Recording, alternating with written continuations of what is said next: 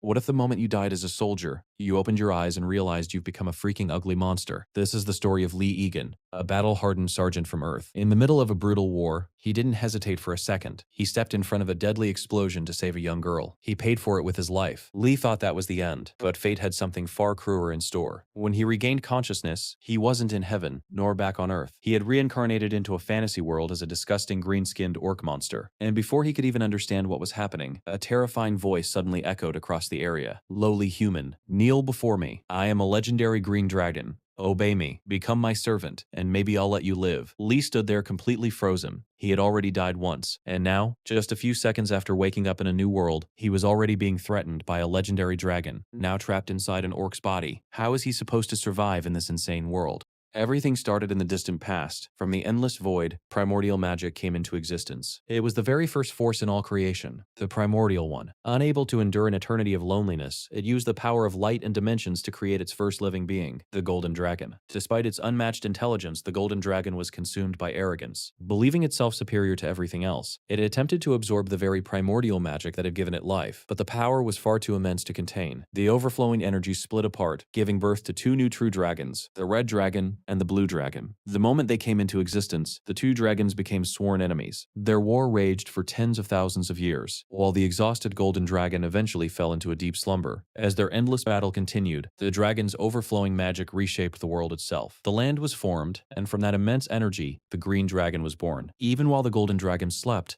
the three dragons continued releasing vast amounts of magic, allowing countless new life forms to flourish. When the Golden Dragon finally awakened, it was stunned by the world before it. Viewing it as nothing more than an impure nest, it ordered its elven followers to wipe out everything that hadn't originated from itself, beginning with the Green Dragon and the orcs. At that moment, the scene shifted to another world. During World War III on the Northeast Asian front line, a military vehicle sped toward its destination. Inside, an excited captain proudly showed a photo of his daughter, Ji Ye-hee, to Lee Egan. Even in the middle of a mission briefing, he couldn't stop talking about her and even joked about introducing her to him after the war. Lee Egan awkwardly declined, admitting he knew nothing about dating. The captain burst into laughter, teasing that Lee Egan only knew how to fire a rifle. He wondered if the young soldier had ever enjoyed a normal life before the war. When Lee Egan noticed a strange little lizard and asked about it, the captain simply smiled and ignored the question. Instead, his expression turned serious. Knowing the mission could be their last, he revealed that he had already recorded farewell videos and written letters for his wife and daughter. He then ordered Lee Egan to board the evacuation vehicle at the next rally point and retreat with the remaining troops. But without the slightest hesitation, Lee Egan refused. The captain smiled helplessly. "You're far too young to die. Throwing your life away here would accomplish nothing." He explained that everything had already been discussed with the company commander. "Go live the life you never had. Find something you truly enjoy and chase it. That's an order, and I'm counting on you." Before Lee Egan could respond, a massive explosion engulfed the military vehicle. The captain's phone was thrown high into the air before vanishing through a mysterious portal. Moments later, it landed on an unfamiliar battlefield where elves and orcs were locked in a brutal war. No one paid any attention to the phone. Everyone was too busy fighting for their lives. Suddenly, the Green Dragon unleashed a devastating blast of magic that illuminated the entire battlefield. The shockwave pulled the vibrating phone back through the portal. It reappeared at the site of the explosion. Lee Egan stared at the captain's motionless body. After confirming there were no signs of life, he silently accepted the painful reality. "From this moment onward, I am assuming command of this platoon. Check your equipment, assess your injuries, and report your status immediately. Our priority is to regroup with the main force." Every soldier acknowledged the order without hesitation. As Lee Egan prepared to leave, he noticed the captain's damaged phone lying near his feet. He picked it up and looked at the cracked screen. Despite the damage, the captain's family photo was still visible. Lee Egan gripped the broken phone tightly in his hand. "I'll complete this mission." He looked at the captain one last time, "and I'll make sure this reaches your family, no matter what."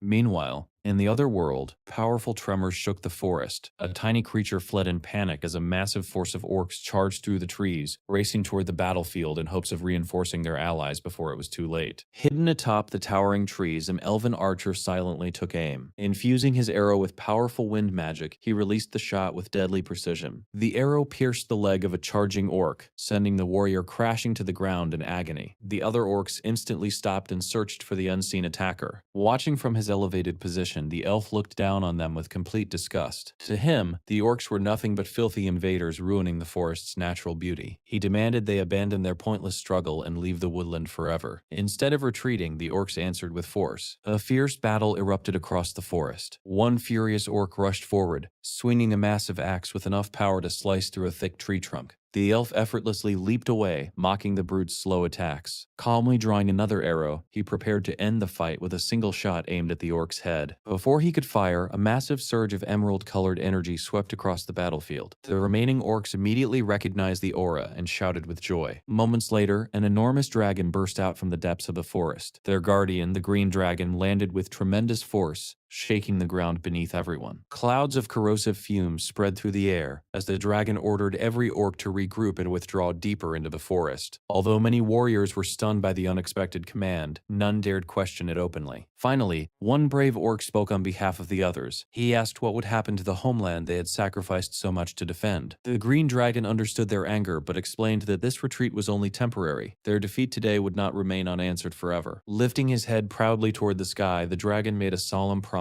As the sovereign of the forests and swamps, he swore that justice would eventually be served. Every enemy responsible for spilling blood upon their sacred lands would one day face the consequences. The speech reignited the warriors' fighting spirit. The orcs roared with renewed determination, vowing that they would someday reclaim their homeland from the elves. The green dragon answered with a deafening roar that echoed across the entire forest. Then, everything changed. A mysterious voice echoed from the heavens, dismissing the dragon's vow as completely meaningless. Before anyone could react, a brilliant pillar of golden light crashed down from the sky. The battlefield fell silent. Blood poured from the green dragon's enormous body as the mighty guardian collapsed to the ground. The horrified orcs stood frozen, unable to believe what they were witnessing. As the dust slowly cleared, the source of their nightmare revealed itself. The golden dragon descended from the heavens and landed beside his fallen rival. The impact crushed what remained of the green dragon's body, leaving no doubt about the overwhelming gap between their strength. Looking down with absolute contempt, the golden dragon mocked the fallen dragon as the most pathetic member of dragonkind. Fear spread instantly among the surviving orcs. Many turned to flee, but escape was impossible. The golden dragon unleashed devastating magic that wiped out anyone attempting to run. Even while suffering fatal wounds, the green dragon demanded to know what gave the golden dragon the right to destroy the sacred forest and slaughter its people. The golden dragon simply laughed. He declared that the green dragon was nothing more than an inferior being born from his own power.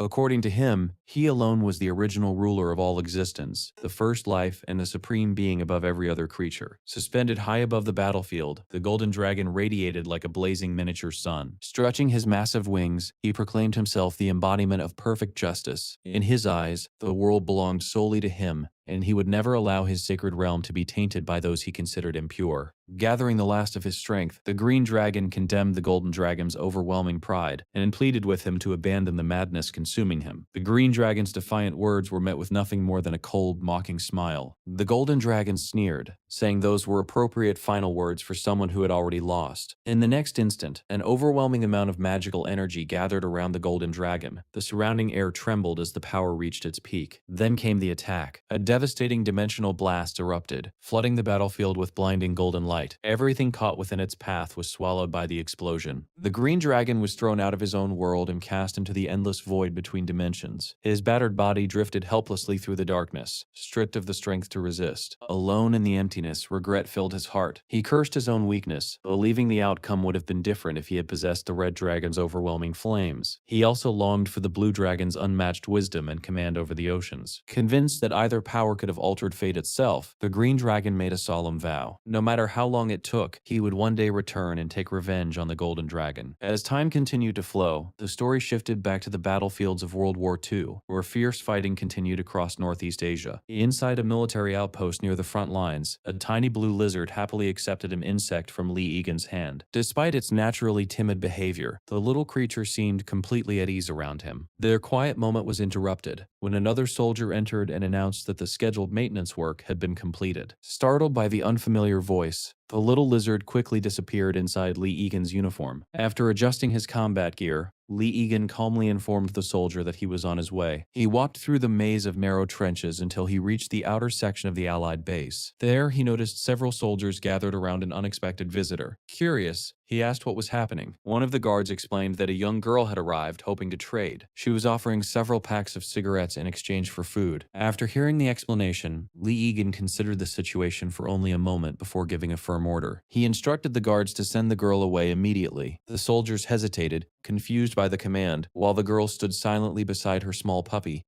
anxiously waiting for an answer. As Lee Egan stepped forward and reached toward his uniform, the frightened puppy began barking protectively, believing its owner was in danger. Nearby soldiers quietly exchanged whispers. Rumors throughout the camp claimed that years of war had transformed Lee Egan into someone who relied only on logic. Many believed he had abandoned ordinary emotions long ago. The girl also became visibly nervous as Lee Egan slipped his hand inside his jacket. But instead of reaching for a weapon, he pulled out several pieces of candy along with a few chocolate bars. Without saying many words, he gently handed them to the child. Her fear disappeared instantly, replaced by a joyful smile of sincere gratitude. Watching from nearby, one soldier quietly remarked that although Lee Egan often appeared distant and emotionless, countless people in the unit owed their lives to him. As the girl happily accepted the sweets, his fellow soldiers once again found themselves wondering what kind of past had shaped such a mysterious young man. Before anyone could continue the discussion, a harsh metallic buzzing echoed across the sky. Every soldier instinctively looked upward. Their expressions changed the moment enemy reconnaissance drones appeared overhead, rapidly closing in on the base. Lee Egan reacted without hesitation. Taking command immediately, he ordered every soldier into the trenches and instructed the heavy weapon teams to prepare for combat. Panic quickly spread through the area as civilians rushed to escape, while several soldiers called out Lee Egan's name. Ignoring the danger, he advanced toward the coming battle without the slightest hesitation. Thick smoke covered the battlefield as explosions erupted in every direction. The desperate voices of Lee Egan's comrades echoed through the chaos. One soldier kept firing into the sky while shouting for Lee Egan to retreat, but instead of falling back, Lee Egan stepped directly into the line of fire, using his own body to shield the frightened little girl. Even while protecting her, he continued shooting at the enemy aircraft closing in overhead. As bombs exploded around him, memories of his life before the war suddenly flooded his mind. Long before he became a soldier, Lee Egan had lived an ordinary life. He worked part-time at a neighborhood pet shop, spending his days caring for animals. Whether they were large or small, valuable or overlooked, every creature mattered to him. Compared to those peaceful days, everything he had earned during the war now seemed empty. The respect of his fellow soldiers, military decorations, and countless victories no longer meant anything. Slowly removing his helmet, Lee Egan revealed a face worn down by years of endless fighting. Deep inside, he wanted only one thing: to return home and leave the battlefield behind forever. As another object flew toward him through the smoke, he stretched out his hand with all the strength he had left. Believing these might be the final moments of his life, he closed his eyes and silently prayed that he would survive. His hand caught the object successfully. However, the moment he touched it, he realized something was wrong. It didn't feel like the explosive he had expected.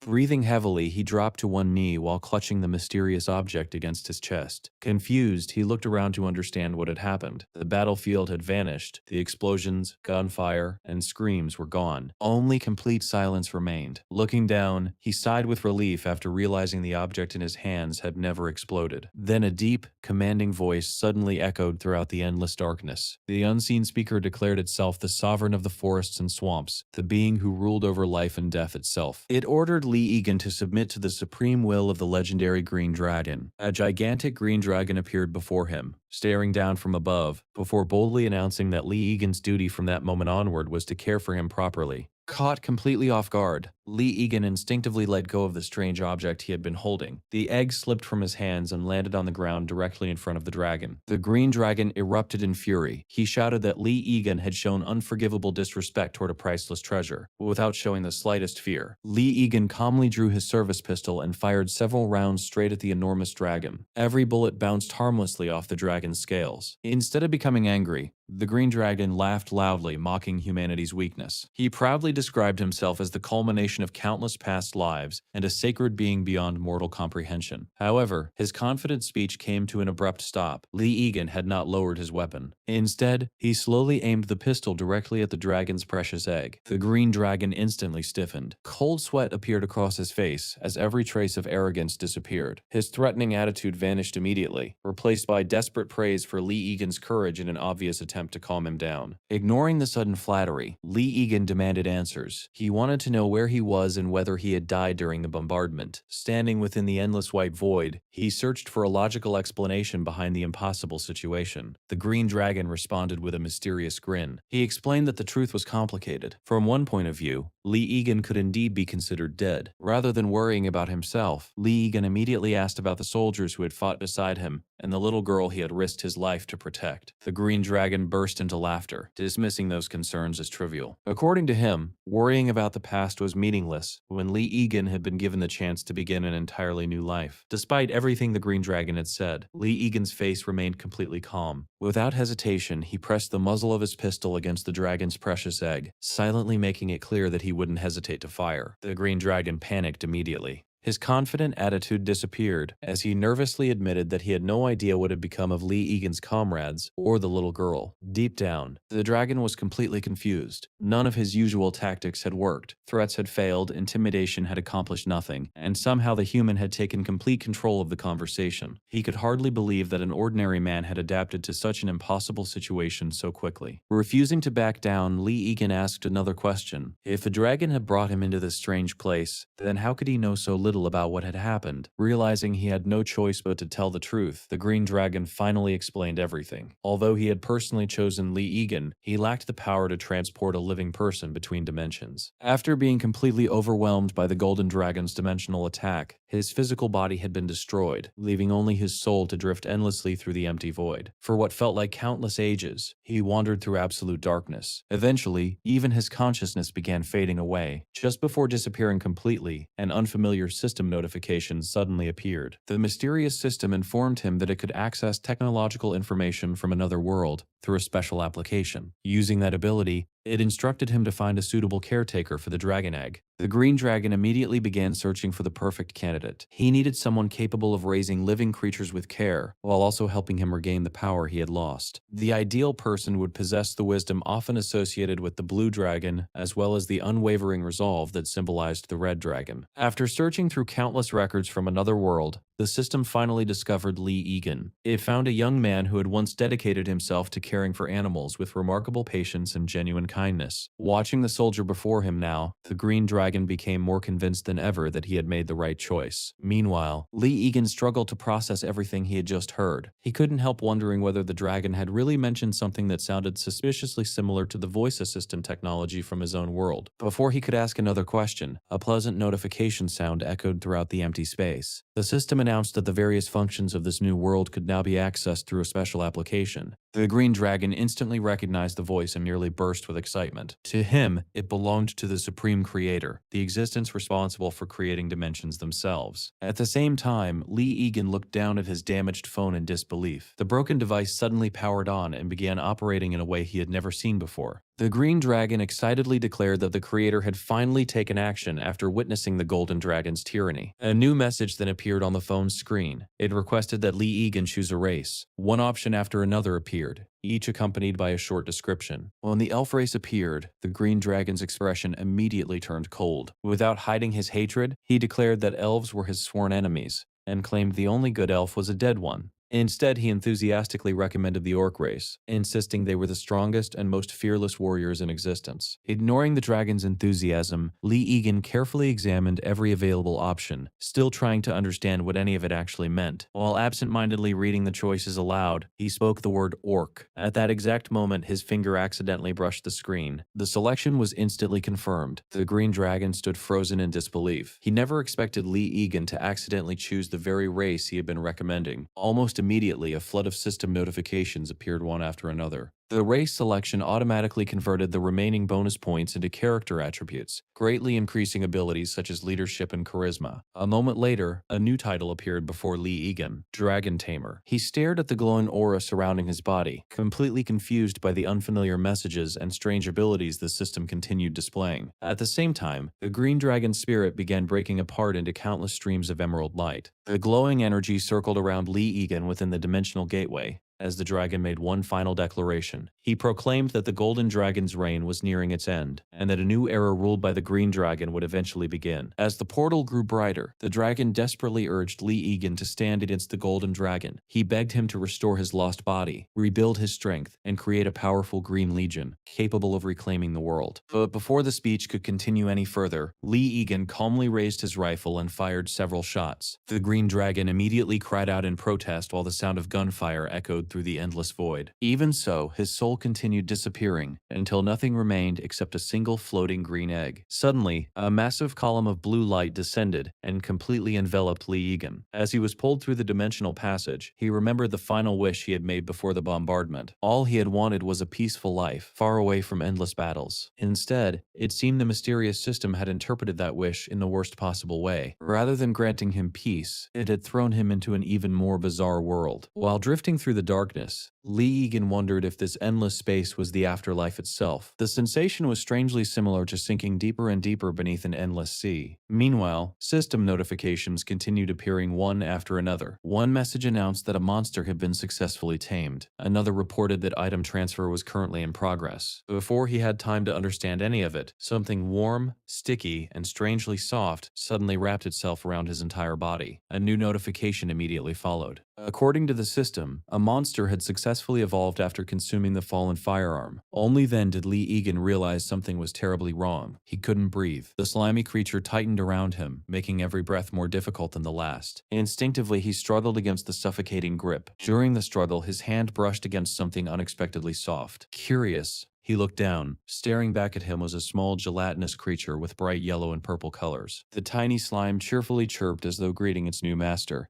Frightened by its strange appearance, Lee Gian screamed in terror and hurled the creature away. The sergeant wiped the slime off his face with trembling hands, completely disgusted and confused by what had just happened. Lee Gian stared at his own hands in shock and realized his body had changed completely. Under the moonlight, the young soldier examined his new appearance, complete with fangs and pointed ears. Desperate, he tried to understand what was happening to him in that mysterious place. Suddenly, the tiny gelatinous creature appeared beside him, making another playful sound. Lee Gian quickly got to his feet and took a combat stance, ready to defend himself from any danger. He checked his body and was stunned to discover that all of his military gear had vanished. The friendly little creature appeared in the bushes, happily chewing on one of his tactical gloves. He immediately concluded that the strange little monster had devoured all of his military equipment. Lee Gian cautiously backed away, realizing that the adorable little creature could actually be extremely dangerous. Lee Gian decided to take advantage of the creature being distracted by the glove and came up with an escape plan. The moment he took his first step to run, he accidentally stepped on something hard lying on the ground. He crouched down and picked up a mysterious glowing green egg hidden among the grass. The little gelatinous monster noticed the movement and looked at him curiously. Without wasting a second, the young sergeant sprinted away as fast as he could. He ran desperately through the dark forest, struggling to catch his breath with every step. Suddenly, he noticed a mysterious flash slicing through the dark sky right ahead of him. A sharp arrow whizzed past his face, barely missing his head. Startled, he looked toward the arrow and quickly realized that a green creature was chasing him through the shadows. The little monster leaped forward with a sharp knife in hand, prepared to strike the unsuspecting Lee Gian. The sergeant's eyes widened as the enemy's blade rushed straight toward his chest. Suddenly, the gelatinous creature flew through the air in an attempt to save its new creator. The slime spread across Lee Gian's body like liquid, forming glowing armor around him. A brilliant light engulfed the area as the little monster slowly merged into his body. The soldier realized that his military vest had reappeared and completely blocked the goblin's attack. A glowing yellow slime then began covering his right arm in a mysterious way. The cell phone system activated the gelatinous creature's special transformation ability. The young sergeant smiled confidently as his tactical weapon finally reappeared in his hand. He aimed the loaded pistol directly at the frightened little monster's face. Without the slightest hesitation, he pulled the trigger, firing a precise shot that instantly eliminated the threat. The gunshot echoed throughout the forest, frightening the other goblins gathered at the camp. Meanwhile, in a nearby tavern, several men continued raising their drinks, completely unaware of the battle taking place in the forest. A hooded figure dashed swiftly through the trees toward the sound of the gunshot. The mysterious figure had pointed ears, revealing that she belonged to the elf race. She landed gracefully on the damp ground, prepared to investigate the source of the disturbance. The elf scanned the vast forest, trying to pinpoint where the unusual noise had come from. She finally revealed herself as a beautiful warrior, armed with a silver sword and carrying an imposing presence.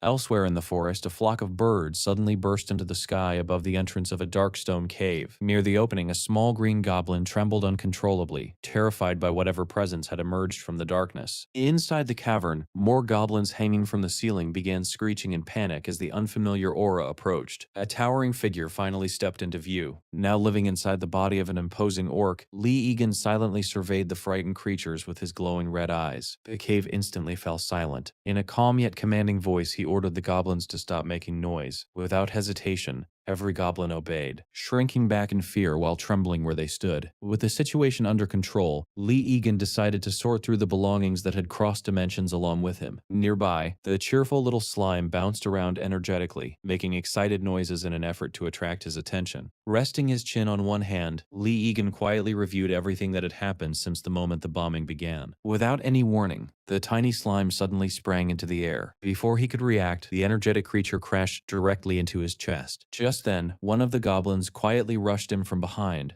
gripping a dagger and aiming for Lee Egan's side. Before the blade could reach him, the small slime reacted on its own. Its body instantly expanded and reshaped itself into a level 2 protective vest, absorbing the attack and shielding Lee Egan from harm. The slime didn't stop there. Its gelatinous body flowed across his arm before gathering around his hand. Within seconds, it reshaped itself into a perfect replica of Lee Egan's combat pistol. The weapon felt solid in his grip, leaving even him stunned by the transformation. The attacking goblin froze the instant it found itself staring directly down the barrel. Years of military training took over. Without the slightest hesitation, Lee Egan squeezed the trigger. A glowing energy round burst from the slime-made pistol and struck the goblin squarely in the chest. At the same time, another goblin hidden in the shadows released an arrow. Lee Egan quickly sidestepped the incoming shot with practiced precision. The moment he regained his balance, he swung the pistol toward the new attacker. Fear instantly spread across the goblin's face as it turned to escape. It never made it. Two rapid energy shots slammed into its torso, hurling the creature backward until it crashed violently against the cave wall. Both goblins collapsed onto the ground, unconscious. Even after the fighting ended, Lee Egan stayed on guard for several more seconds before lowering his weapon. As soon as the danger disappeared, the pistol began dissolving back into a sticky liquid. The slime slowly flowed over his fingers before shrinking into its original tiny form. Completely exhausted, the little creature bounced weakly beside him. Later, Lee Egan carefully wrote down everything he had observed in his journal. From his investigation, the slime appeared extremely loyal and deeply attached to him. It possessed the remarkable ability to recreate anything it had previously consumed, although those transformations lasted only for a short period. The copied weapons remained functional, but they were noticeably less powerful than the originals. He also estimated that the slime could fire only 4 or 5 shots before completely draining its stored energy. After finishing his notes, Lee Egan sat on a nearby rock and picked up the mysterious phone. He attempted to communicate with the system's artificial intelligence, hoping it could explain where he was,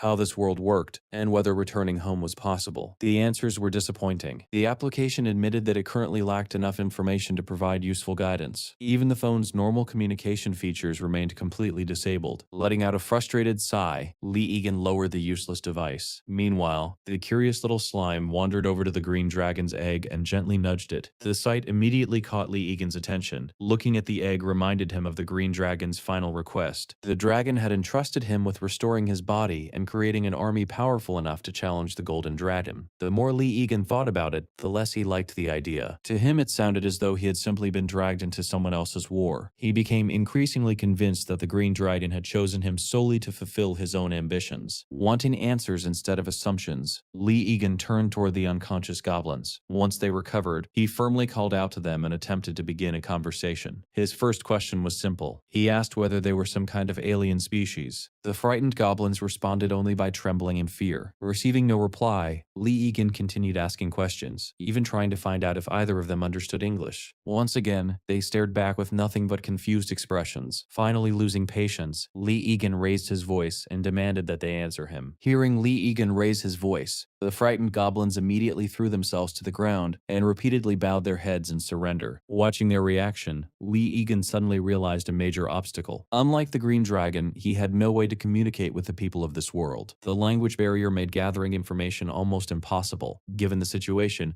hatching the dragon egg and speaking with its owner seemed like the only practical solution. Even so, survival came first. His years as a soldier had taught him one important lesson. Overcomplicated strategies usually ended in failure. Before worrying about dragons, kingdoms, or mysterious systems, he needed a safe place to operate. Keeping that objective in mind, Lee Egan left the cave with his newly acquired goblin companions and began exploring the surrounding area. Sometime later, one of the goblins excitedly shouted while digging into the ground. Dirt and stones flew everywhere as the little creature enthusiastically swung its crude tool. Not far away, the remaining goblins continued working under Lee Egan's watchful eye, while he quietly examined the equipment taken from the captured scouts. Several discoveries immediately stood out. The food carried by the goblins was still fresh, suggesting that their main group couldn't be far away. Judging by the quantity of supplies and the type of equipment they possessed, Lee Egan concluded that they were most likely reconnaissance scouts sent to patrol the area. If his assumption was correct, additional forces could arrive at any time. Without wasting another moment, he called the slime over. The tiny creature responded instantly, transforming once again into a K5 pistol. After carefully inspecting the weapon, Lee Egan prepared for the next stage of his investigation. If enemy troops were nearby, obtaining reliable information was essential. Unable to communicate through words, he chose a different approach. Using a stick, he began drawing simple pictures in the dirt. First, he pointed at himself before indicating the drawing represented him. Then he repeated the process with the goblins. Although visibly frightened, both prisoners nodded repeatedly, showing they understood the idea. Next, Lee Egan sketched a rough image of a settlement before pointing toward it. Using only gestures, he asked where their camp was located. The result was immediate confusion. The green goblin enthusiastically pointed toward one side of the forest, while the blue goblin insisted on an entirely different direction. Within seconds, the two began arguing loudly with each other. Lee Egan ended the disagreement without saying a word. Calmly, he raised the pistol and pressed its barrel against the blue goblin's forehead. The effect was instant. Every trace of defiance disappeared from the goblin's face. Maintaining a cold expression, Lee Egan made it obvious that lying would have serious consequences. He then pointed toward the freshly dug holes nearby, before directing their attention back to the weapon. The warning needed no translation. Terrified,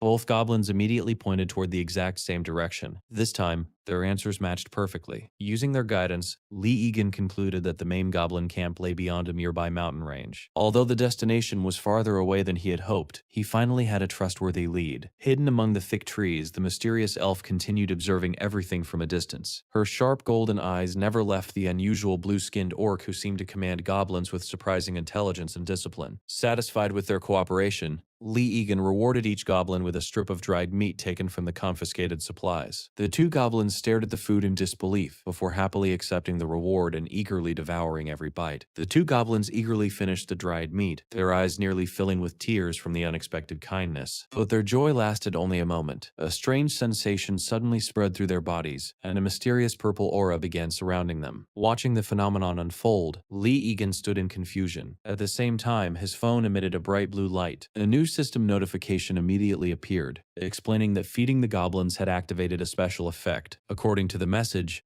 the two creatures had now been officially tamed. Without hesitation, both goblins dropped to their knees and respectfully bowed before Lee Egan. Another notification quickly followed. This one informed him that he had gained a beginner-level understanding of the demonic language. Hidden among the trees, the mysterious elf witnessed the entire event. The unbelievable scene completely shattered everything she believed about magic. Filled with alarm, she immediately activated a long-distance communication spell and contacted her homeland. Her name was Celia Tuscarella, and she urgently delivered her report to the Council of Elders. Moments later, the images of several powerful elders appeared within the Grand Sacred Chamber, ready to hear her testimony. The head of the council ordered Celia to explain exactly what she had witnessed. Respectfully kneeling, she reported encountering an extraordinary orc near the edge of the dark forest. She described how the creature effortlessly commanded goblins and, more importantly, claimed it was using a form of domination magic believed to belong exclusively to the Green Dragon. Her words immediately unsettled the council. The elders exchanged uneasy looks as they quietly discussed the possibility among themselves. Celia firmly insisted that she had seen everything with her own eyes. Instead of believing her, however, the elders responded with doubt. One elder abruptly changed the subject, asking her age in a stern voice before mocking her for the past incident that had left her unable to use a bow. Confused by the criticism, Celia calmly answered that she was 150 years old according to the Dragon Era calendar. Her response only earned a disappointed sigh. The elder complained that younger elves often exaggerated their stories and lacked the discipline expected of their generation. Celia could only remain silent as her warning was casually dismissed. The discussion soon shifted to another individual. The council called upon Aramat, widely known among the elves as the proud son of light. Shortly afterward, the respected commander Callan appeared before the council and respectfully awaited his orders. Rather than investigating Celia's report, the elder questioned whether Callan had been properly supervising his subordinates. He openly ridiculed the idea that an orc could possibly possibly wield the Green Dragon's magic, dismissing the entire story as complete nonsense. The council then instructed Cologne to deal with the situation personally before ending the communication. Once the projections disappeared, Cologne let out a tired sigh and turned to face Celia. He explained that he understood her desire to avenge the enemy responsible for taking away her ability to wield a bow. Even so, he reminded her that the Green Dragon had been utterly destroyed. According to everything they knew, the Golden Dragon had erased every trace of its rival's existence. Because of that, the claim that an orc possessed the Green Dragon's power was almost impossible to believe. Celia desperately tried to defend her report, but Kalon immediately interrupted her. He reprimanded her for bypassing the normal chain of command and contacting the Council of Elders without permission. Finally, he ordered her to leave and spend time reflecting on her actions. Although she obeyed, anger continued burning inside her. The moment she was alone, Celia slammed her fist into the ground in frustration. She cursed the stubborn elders for ignoring her warning. In her mind, there was no doubt that the mysterious orc had inherited the Green Dragon's magic. Determined to prove everyone wrong, she swore that she would personally track down the strange orc and take his head. Only then, she believed, would the truth finally be impossible to deny. Meanwhile, elsewhere in the forest, Lee Egan and his companions stumbled upon another strange sight. A bizarre yellow creature had just torn apart a blue bird and was greedily devouring it before their eyes. As they continued traveling through the forest, one of the goblins enthusiastically pointed at a nearby animal and proudly introduced it as a species of running meat that tasted incredibly delicious. The explanation left Lee Egan completely bewildered. The strange lessons didn't stop there. A few moments later, an enormous blue crab slowly wandered past them. Its massive shell looked almost identical to a treasure chest walking on giant legs. One goblin casually explained that the creature was known as crawling meat, but insisted it tasted awful and wasn't worth the effort of hunting. Before Lee Egan had time to make sense of that bizarre information, the ground suddenly shook. A gigantic beast resembling an enormous bear emerged from the trees. Its oversized claws dug into the earth as it released a thunderous roar that echoed throughout the forest. The goblins immediately froze in terror. Shaking uncontrollably, they explained that the monster was an extremely dangerous kind of meat that even experienced hunters avoided whenever possible. They then confessed the real reason they had been wandering alone.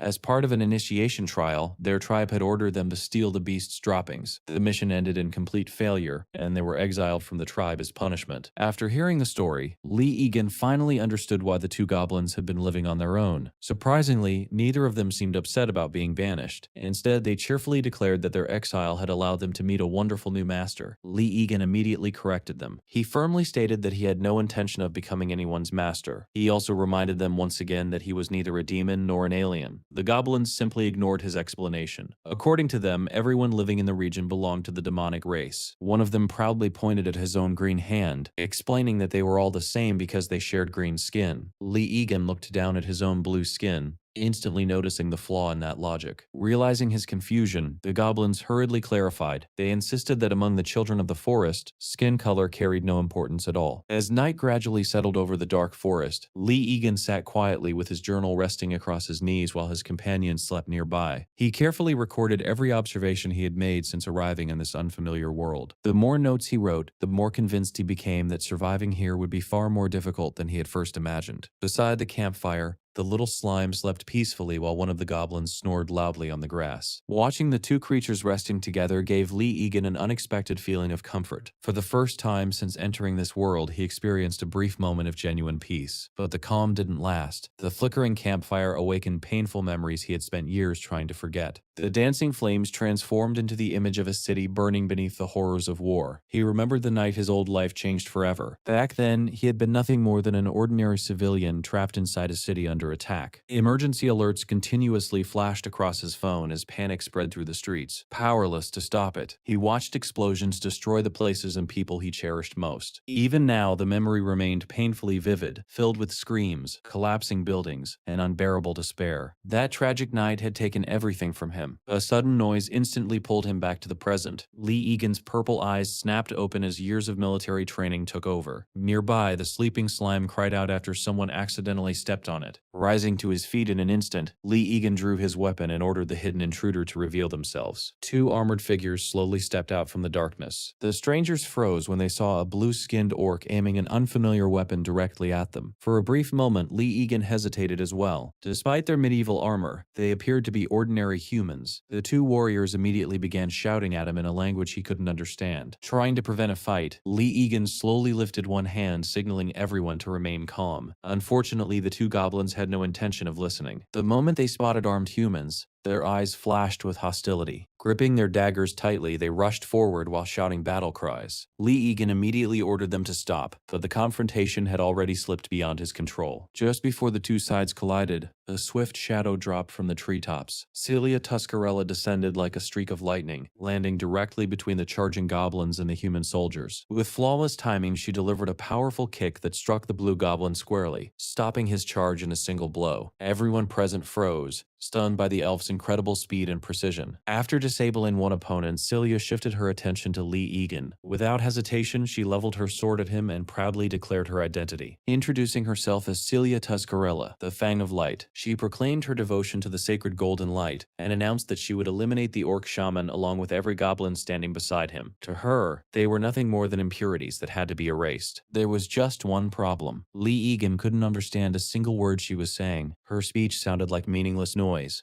Trying to show that he had no intention of fighting, he slowly raised both hands. However, when he attempted to reply, only the language of his new orc body came out. The remaining goblin hurriedly tried to explain that their master naturally spoke the orc language because he himself was an orc. Misinterpreting the situation, Celia assumed the goblin was preparing to use mind control magic. She immediately ordered the human soldiers behind her to retreat. Meanwhile, Lee Egan's frustration continued growing. Every attempt to communicate only made the misunderstanding worse. Deciding that actions would speak louder than words, he chose to fire a warning shot into the air, hoping the loud noise would stop everyone long enough to think. He calmly pulled the trigger. Click. Nothing happened. Lee Egan stared at the weapon in disbelief. At the worst possible moment, the slime pistol had completely run out of energy. Beside him, the exhausted slime let out a weak squeak as its remaining magic disappeared. The weapon quickly dissolved, melting back into sticky slime that dripped harmlessly onto the ground. Celia wasted no time. Convinced the orc's strange tricks had finally failed, she rushed forward with incredible speed. Her glowing blade sliced straight toward the helpless green goblin. The terrified creature stood frozen, unable to escape. Before he even had time to think, Lee Egan threw himself into the attack. He stepped between the goblin and the sword, taking the strike himself. The blade cut deeply into his arm. Celia's eyes widened in surprise. The orc had stopped her attack with nothing but his bare hand. Blood streamed down his fingers, yet he refused to release the sword. With a furious shout, Lee Egan tightened his grip and counterattacked. His fist slammed into Celia's chest with tremendous force. The impact launched the elf warrior backward. She stumbled several steps while struggling to regain her balance. Before she could fully recover, Lee Egan closed the distance and delivered another heavy blow, sending her airborne. Celia managed to recover before hitting the ground and landed gracefully. Even so, the earlier strike had clearly taken its toll. Clutching her abdomen, she glared at Lee Egan with furious determination. She couldn't accept being overpowered by an orc. Determined to end the fight, she began chanting an ancient spell, drawing upon the power of the forest's wind spirits. Magic gathered around her as the incantation continued. Across from her, Lee Egan finally began feeling the cost of the battle. His strength rapidly faded. Blood poured continuously from his wounded hand, staining the earth beneath his feet. Watching in horror, the surviving goblin cried out as his new leader started to weaken. Lee Egan tried moving his injured fingers. They wouldn't respond. A brief look of concern crossed his face. No matter how hard he tried, the hand remained completely numb, and the trembling only became worse. Realizing the severity of the wound, the goblin urgently warned Lee Egan that continuing the fight in his condition would be impossible. Realizing the situation was hopeless, Lee Egan pushed the frightened goblin away and ordered him to escape while there was still time. He chose to stay behind, determined to buy a few more precious moments for the others. Across the battlefield, Celia continued channeling magical energy as she prepared another blindingly fast assault. Holding the weakening slime pistol with his remaining hand, Lee Egan struggled to keep his aim steady. The next exchange happened in the blink of an eye.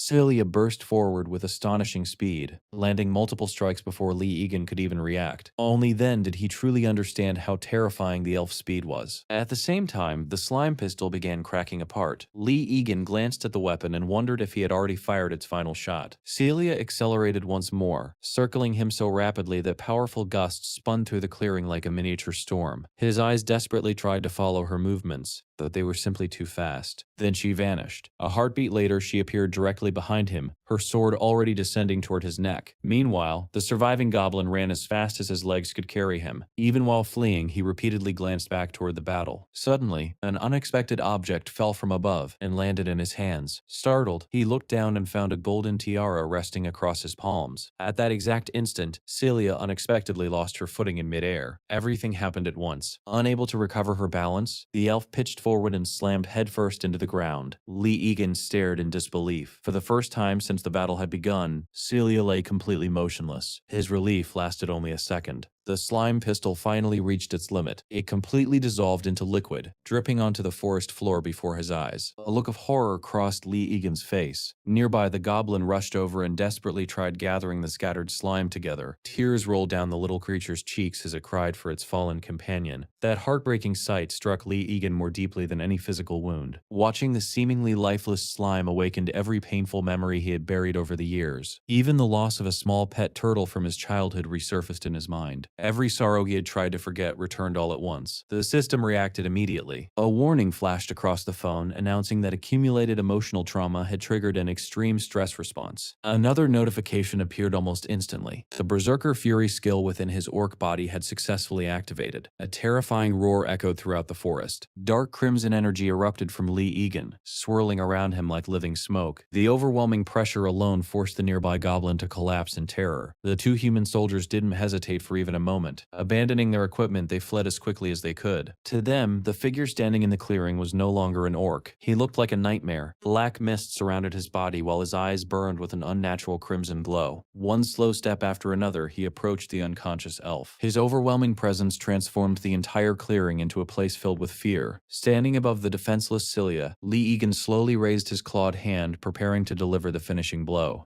Death hovered only inches away. Then, a memory surfaced. He saw himself living peacefully, caring for animals long before a war had changed his life. That warm memory pierced through the uncontrollable rage clouding his mind. His raised hand froze. The crimson light gradually faded from his eyes as he fought to regain control over himself. Turning around, he noticed a familiar golden glow shining nearby. The slime was alive. Relief washed over him as he watched the tiny creature rebuild itself. His faithful companion, now known as Dookie, had fully regenerated. But something unexpected was happening. Instead of restoring a single body, the slime divided itself into several smaller forms. A fresh system notification appeared. It announced that a special reproduction ability had successfully activated. Right before Lee Egan's eyes, new slimes were born. The first was a lively yellow slime covered in tiny spikes, later named Pino. Beside it appeared a gentle pink slime, which would temporarily be called Senny. Together with Dookie, the three cheerful slimes bounced happily around their exhausted master. For the first time since arriving in this unfamiliar world, Lee Egan experienced genuine peace. He carefully gathered all three slimes into his arms and embraced them tightly. Quiet tears slipped down his face beneath the star-filled sky. The tiny creatures responded with happy chirps, completely unaware that they had just healed a part of his wounded heart. Not far away, Celia remained unconscious, unaware of everything that had just taken place. Sometime later, Celia regained consciousness. As she looked around at her unfamiliar surroundings, she muttered, "Fuck, where the hell have I ended up?" Then the terrifying image of Li Jian suddenly flashed through her mind. He had looked like a monstrous predator ready to kill her. The memory alone made her tremble with fear. Trying to pull herself together, she said, "I need to get out of here right now and report this." But the moment she touched her forehead to activate her tracker and contact her clan, a massive shock hit her like a bucket of ice water. Her entire body jolted violently. Trembling, she whispered in panic, "Where the hell did my device go? That was such a precious treasure. How am I supposed to connect with my race without the tiara?" She clutched her head with both hands, drowning in complete despair. For the first time in the 150 years since her birth, she felt utterly alone, completely cut off from her entire race. Without that treasure, there was no way to make contact. Before she could say anything else, a deep rumble shook the area behind her, followed by a terrifying monster's roar. She screamed in pure terror, "Save me! I'm so scared!" Desperately crying and shaking, she called out for Mother Tree and Lord Callion. "Please save me. I don't want to be abandoned." At that exact moment, the huge monster opened its mouth wide, ready to devour Celia. But just before she disappeared into its stomach, Li Gion appeared like a prince. swiftly lifting Celia into his arms and saving her. At that moment, she was terrified out of her mind. But then Li Qian calmly said, "Don't be afraid." The second Celia looked at Li Qian, her entire expression changed. She instantly started blushing like she'd just found the prince of her dreams. But that fantasy didn't last long. Li Qian pulled out a disgusting, foul-smelling liquid and held it in front of her. "Here, drink this. It'll bring you back to your senses." Completely oblivious to what he was actually giving her, Celia couldn't take her eyes off his face. Instead of questioning the drink, she was busy admiring him. "His voice is incredible, and just his touch is sending shivers through my entire body." Without another thought, she drank the nasty potion and smiled to herself. "In all 150 years of my life, this is the first time I've met someone from another world who's this gentle." Ding! The system suddenly announced that Elf Celia had been successfully tamed. Shocked, she looked at Li Qian and asked, "Who the hell are you? Are you a human or some legendary angelic elf?" Li Qian had absolutely no clue what she was talking about. He stared at her in confusion and casually replied, "I'm just an instructor." Meanwhile, Celia kept giggling like she'd completely lost it. Her face was bright red as she stared at him. "Have you become an angel, or are you actually some kind of demon?" Watching her bizarre behavior, Li Qian frowned. "A minute ago this girl was trying to kill me. Why the hell is she acting like this now?" Then he asked, "Forget that. How are you feeling now?" Before Celia could answer, the two goblins jumped around excitedly. "Master, look, the medicine actually worked." The moment Celia glanced at the disgusting liquid still sitting in her mouth, reality finally hit her. Without thinking twice, she sprayed the entire thing straight into both goblins' faces. "You filthy bastards, what the hell did you make me drink?" A little while later, Li Qian had already tied her up with a piece of cloth to stop her from causing more trouble. "You bastard, untie me right now or I'll fucking kill you." Li Qian sighed in annoyance. "You're way too damn noisy. If you want to stay alive, then behave yourself." "Shut up, you fucker." Celia desperately tried to break free, but her body refused to move. "Body control magic? What the hell is this? Why can't I free myself?" He actually cast control magic on me. A superior elf? Li Qian simply looked at her with a confused expression, having no idea what she was talking about. Meanwhile, the goblins couldn't stop praising him. "Master, that was freaking amazing. You actually controlled that arrogant elf." Li Qian immediately shook his head. "Control? Since when did I ever control her?" He glanced back at his broken phone, and the events from a few minutes earlier suddenly replayed in his mind. Back then, the goblins had handed him a weird-looking potion. "Master, don't judge it by the smell. This is our finest herbal medicine. If you give it to the elf, she'll definitely recover." Li Qian looked at the unconscious Celia and asked, "Are you seriously telling me this can save someone who's practically dying?" "It is the pinnacle of goblin herbal medicine. We guarantee it'll work." Trusting their confidence, Li Qian poured the medicine into Celia's mouth. A second later, the system displayed a notification. "Goblin recovery potion detected. Recovery successful. Taming failed. Interference detected from the elf race's tyrant-level mental resistance. Initiating body control while excluding the target's mind." That's when Li Qian finally realized what had happened. The potion had successfully healed Celia, but it had also triggered an unexpected body control effect. The system continued. "Body control successfully established. New skill acquired." Li Qian stared at the screen in complete disbelief. So, that actually counted as a taming method? If this was really considered taming, then what the hell had he just stumbled into? After thinking it through, Li Qian suddenly connected the dots. "Back in my world, I used to tame animals by feeding them their favorite food. So does nourishing a creature in this world count as taming?" He glanced at Celia. "Does that mean I actually tamed an elf?" Curious, he decided to test it. "Sit." Without resisting, Celia immediately sat down. "Stand." She got back on her feet the instant he gave the command. Amused, Li Qian kept repeating, "Sit, stand, sit, stand," practically making her dance on command. Then he smirked and gave her another order. "Speak." Celia exploded in rage. "You son of a bitch. You actually humiliated me like this, you filthy orc shaman. I swear in the name of the elves, I'll fucking kill you." Before she could finish, Li Qian calmly gave another command. "Quiet." The words hadn't even left her mouth before her tongue completely froze. The sudden pain sent her collapsing straight onto the ground. Watching everything unfold, Li Qian muttered to himself, "So it's true. I really did tame and control her. Is this another ability I gained after arriving in this world with this new body?" He looked over his body and realized all the injuries from earlier had completely disappeared. "I blacked out halfway through, but I vaguely remember feeling overwhelming strength and uncontrollable rage." That strange sensation reminded him of something from his previous life. The more he thought about it, the worse his headache became. "Damn, this is way too stressful." Holding his head, he turned toward the goblins. "Honestly, if I said I wasn't confused by this situation, I'd be lying. Too many things are happening that make absolutely no sense. But battlefields have always been like this, and my objective hasn't changed. He looked down at the broken phone that had now become this world's system. Staring at the photo of his captain, his determination hardened. I'll survive this place, and I'll return to my own world. There are things I still have to finish once I get back. Then he shouted at the top of his lungs. Survival. He looked at every one of his pets. I don't trust your loyalty, but I'm willing to give all of you one chance to prove it. Legion immediately switched into instructor mode. In my world, only overwhelming strength, unbreakable mental fortitude, brutal training, and real combat earn you the right to survive. I'll teach you how to become stronger and stay alive. In return, you'll keep me alive in this world and help me return to mine. Without wasting another second, he forced the goblins into non-stop training. Anyone who can't keep up doesn't deserve to call me their master. From sunrise until nightfall, the training never stopped. Your loyalty means nothing if it's just empty words. Grabbing one of the goblins, he corrected its fighting stance while shouting instructions. I'll decide whether you're worthy of becoming my right and left hand. He drilled both goblins relentlessly, making them spar over and over again. Don't talk. Prove it. The entire training session looked unbelievably harsh and downright brutal. Watching everything from a distance, Celia couldn't hide her disbelief. What the hell has this bastard been doing from morning till night? The more she observed, the more terrified she became. Was I completely wrong? These aren't ordinary monsters. She looked at the slime. That slime can actually transform into weapons and different pieces of equipment.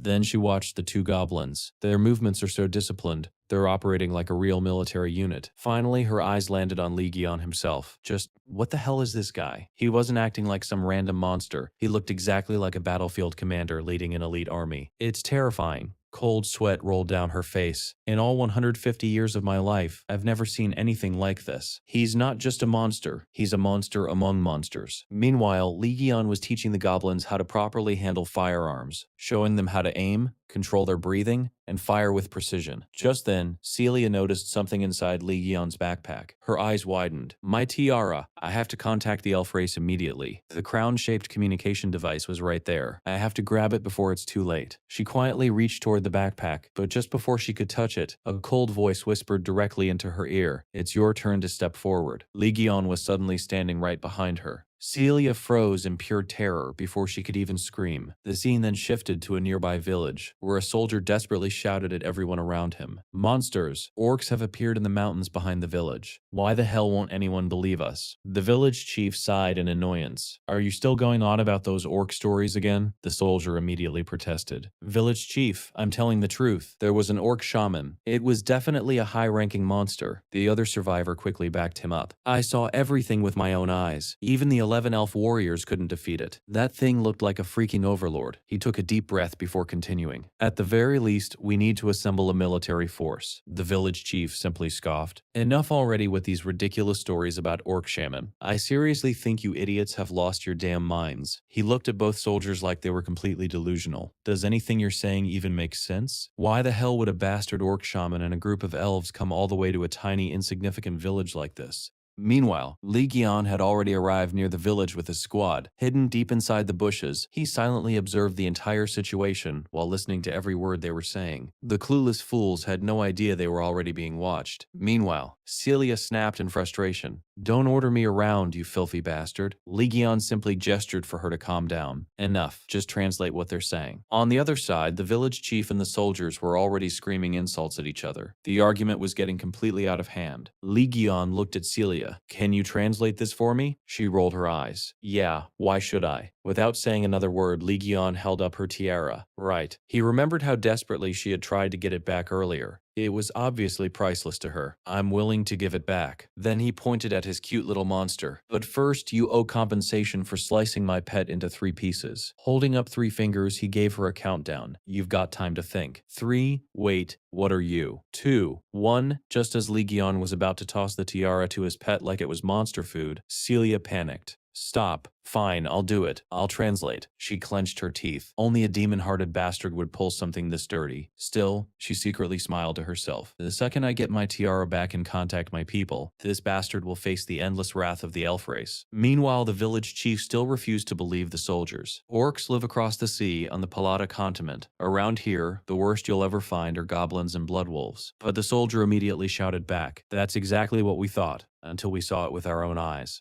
There's still time. We need to organize organize a militia right now. Before anyone could respond, 3 men walked into the village. One of them smirked. So, you're saying you don't trust our mercenary guild? That's pretty damn insulting. The blonde-haired leader stepped forward. Every road and alley in this village is protected by the road keepers. If we hand weapons to every villager over some rumor, do you have any idea how much chaos that'll create? The soldier glared back. Or are you just scared to see us armed? Sounds like your conscience isn't exactly clean. You're not protectors. You're nothing but a bunch of bandits. You've taken control of every road leading in and out of this village, and extort everyone who passes through. One of the larger soldiers tried to speak. We're barely surviving from textile production, and you, before he could finish, the blonde mercenary drove a punch straight into his face. Shut your filthy mouth. He immediately started beating the other soldier as well. The village chief desperately tried to stop them. Please. Everyone calm down. The blonde man grabbed the soldier by the collar. The chief's right. Learn to control yourself. From a distance, Li Gion silently watched the entire mess unfold. These idiots are seriously beating each other instead of dealing with the real threat. Celia glanced at him. Those innocent villagers are suffering because of you, you heartless monster. Li Jian ignored her completely. Instead, his slime transformed into a rifle once again, while both goblins readied their weapons beside him. He calmly gave a single order. Dookie, non-lethal force. At that exact moment, the blonde mercenary raised his fist again. I'm gonna knock every damn tooth out of your mouth. Before he could throw another punch, Li Gion fired a precise shot. The bullet shattered one of the man's teeth, sending it flying across the ground. Everyone froze. The village chief stood there speechless, while the battered soldier stared in complete disbelief. Wasn't he about to smash my face? The mercenaries completely panicked. It's the orc shaman. Run. They scattered in every direction like they'd just seen a ghost. Watching the shot, Li Gion frowned. I aimed at the ground and still clipped him. He glanced at his slime. Tighten it up, Dookie. Then he immediately gave another order. Recon mission complete. Break contact and fall back. Move out. Back in the forest, training resumed without wasting a second. A yellow lizard-like monster appeared in front of the group. Li Gion pointed toward it. Green, you're hunting this one. He quickly gave Blue his position as well. The two goblins immediately moved into formation. Green opened the fight with accurate rifle fire while Blue advanced from the side. This shooting technique is incredible, Green thought. The monster was badly wounded, but it suddenly whipped its tail toward Blue. Before it could land another hit, Green fired directly into its neck. Blue instantly rushed in, drew his close combat weapon, and repeatedly slashed across the monster's body. Every strike became cleaner and more precise. Without realizing it, Blue had already mastered the close quarters combat techniques Li Gion had been drilling into them. That was real combat tactics. Moments later, the monster takedown completely. Meanwhile, Green and Blue couldn't hide their excitement after completing their training. Watching them improve reminded Li Gion of his previous life. As the war dragged on and manpower became scarce, instructors from every background, civilian, military, police, and government stepped up, with one goal: train ordinary people to survive and make it home alive. That had been the foundation of their entire combat system. It didn't matter whether someone was an active soldier, a reservist, or just a civilian. Everyone did their part, and that was exactly why humanity had survived. Looking at his current situation, Li Gion quietly analyzed their strengths. With proper food, shelter, and equipment, survival becomes much easier. But endless operations without rest will eventually destroy anyone's combat effectiveness. He glanced toward his monsters. If we're going to take over that village, then the goblins are already adapting surprisingly fast. They've mastered combat tactics far quicker than I expected. Then his eyes shifted to the slime. One body, 4 simultaneous transformations. It can operate multiple weapons at once and fire 25 rounds without stopping. Finally, he looked at the injured yellow lizard monster lying nearby. Earlier, he had deliberately ordered the goblins not to kill it. Holding out a piece of chicken, Li Gion smiled. Let's test one more thing. The hungry monster cautiously accepted the food. Condition satisfied. Proper feeding confirmed. Taming successful. The system notification appeared the moment it swallowed the meat. The other pets immediately climbed onto their new companion, welcoming it into the group. From today, your name is Q. Li Gion nodded to himself. I finally figured out the conditions for taming. That means we've got enough firepower to launch a small-scale operation. But we're still missing one critical piece. Looking at the system on his phone, he sighed. Long-range communication. Without it, coordinating larger operations will always be a problem. Just then, Celia interrupted him. We did everything you asked. Now give me my tiara back. Li Gion casually held it up. You mean this? The moment Celia saw it, her eyes lit up. Finally, I'm getting it back. Before handing it over, Li Gion asked, one last question. Why are you so obsessed with this thing? Celia hesitated. Those monsters, They weren't acting like primitive beasts. That was organized military training. Why is he suddenly asking about my tiara? Unable to resist because of the control effect, the truth spilled out on its own. My tiara, it was left to me by my late mother. It's used for long-range communication. Once I get it back, I'll report everything to the Elf Grand Council. I'll tell them about you, your filthy control magic, and every monster under your command. I'll request reinforcements, and they'll crush your skull. The moment those words left her mouth, complete silence filled the air. Celia's face instantly turned pale. Damn it, I never wanted to say any of that. Li Gion's eyes narrowed. Long-range communication? Really? He slowly looked back at the tiara. So this little gadget is basically a communication device. Without waiting another second, he placed the tiara on his own head. Celia's expression completely collapsed. No, you can't do that. The moment Li Gion put on the tiara, his consciousness was instantly pulled into a mysterious void. Feeling someone's presence behind him, Lord Kallian quickly turned around. But before he could react, Li Gion had already returned to the real world. Back in the forest, the two goblins were busy fighting over the tiara,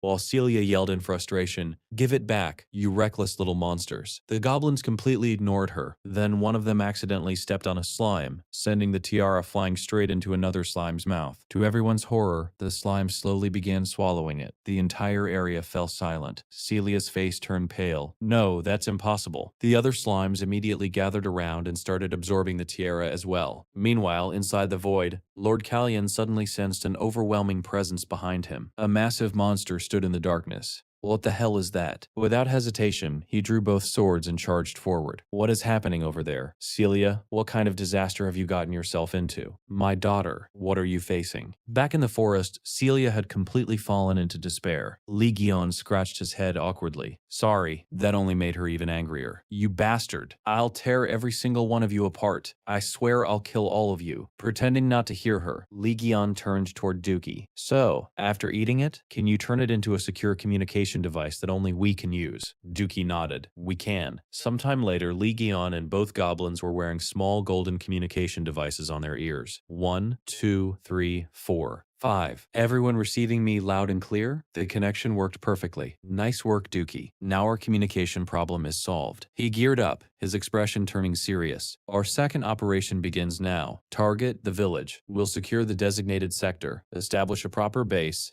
and move immediately. Let's go. Meanwhile, back in the forest, Celia stared in the direction Li Gion had left. So in the end, they really turned my tiara into a communication device. Once those monsters master long-range communication, it'll be a complete disaster. Then her expression changed. They're heading for the village, and it's all because of me. She desperately tried to move. I have to warn them. Innocent lives are at stake. Looking down at her legs, she gritted her teeth. Move, damn it. Why won't my legs listen to me? Li Gion is finally far enough away. This is my best chance to break free from his body control. To her surprise, her body finally responded. Although every movement felt painfully slow, she forced herself forward. No, I'm an elite warrior of the elf race. My master is Lord Kallian, General of the Elves and Spirit of the Wind. I am Celia, the Flying Fang of Light. She pushed herself even harder. Become one with the wind. I can do this. I'll show those monsters the fury of the elves. Using every ounce of strength she had, Celia awkwardly bounced through of the clumsy jumps. Yes, just a little farther. Once I reach the village, I'll find a way to contact the elf race. The nearby monsters could only stare in confusion, wondering what kind of bizarre creature was hopping around like an oversized frog. You monsters are finished, Celia shouted. You'll pay for this. Later that night, the scene shifted back to the village. The blonde mercenary was reporting to his superior, his face still swollen from Li Gion's earlier shot. I'm telling you, it was the orc shaman. He's the one who did this. His leader burst into laughter. Orc? Give me a break. Every road leading in and out of this village belongs to our guild. I'm the vice leader of the righteous and valiant mercenary guild. He sneered at everyone around him. Those villagers were obviously using monsters as an excuse to arm themselves and start a rebellion. The frightened village chief immediately begged, "Please, you have to believe us. We're telling the truth." The vice leader grabbed the old man by the face. "So the hostages and blacksmith we took last time weren't enough. Looks like you people need another lesson." He turned toward his men. Kill half the men and sell the women and children. Without hesitation, the mercenaries began attacking the helpless villagers. Just then, the vice leader noticed someone approaching.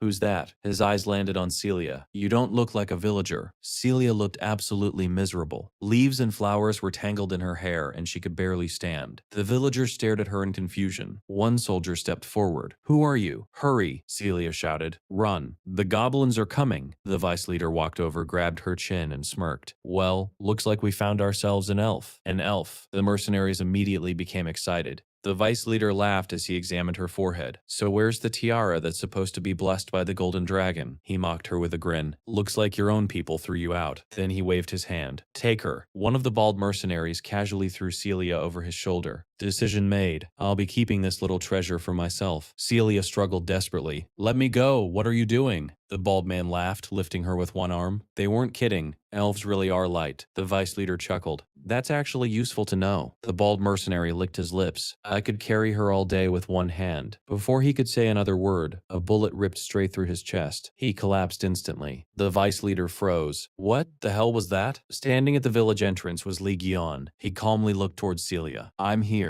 You don't need to worry about these people anymore. You should stay back. Celia couldn't help blushing. Li Gion stepped forward and looked at the frightened villagers. I'm here to rescue every last one of you. Then he gently placed a hand on Celia's shoulder. The moment she felt his touch, her face turned red again. It's the same feeling as before, just like my Prince Charming. Completely ignoring her reaction, Li Gion asked, any injuries? I don't think so. Without wasting time, he cut straight to the point. Sorry, but I need you to translate again. Then he turned toward the vice leader. We're here to negotiate. Will you accept? The vice leader was still frozen in shock, barely able to process what was happening. What? Negotiate? Li Gion slowly raised 3 fingers while aiming his rifle at him. At the same time, both goblins locked onto their targets. 3 seconds. Accept the deal or die. The countdown reached 1. A massive explosion instantly shook across the place.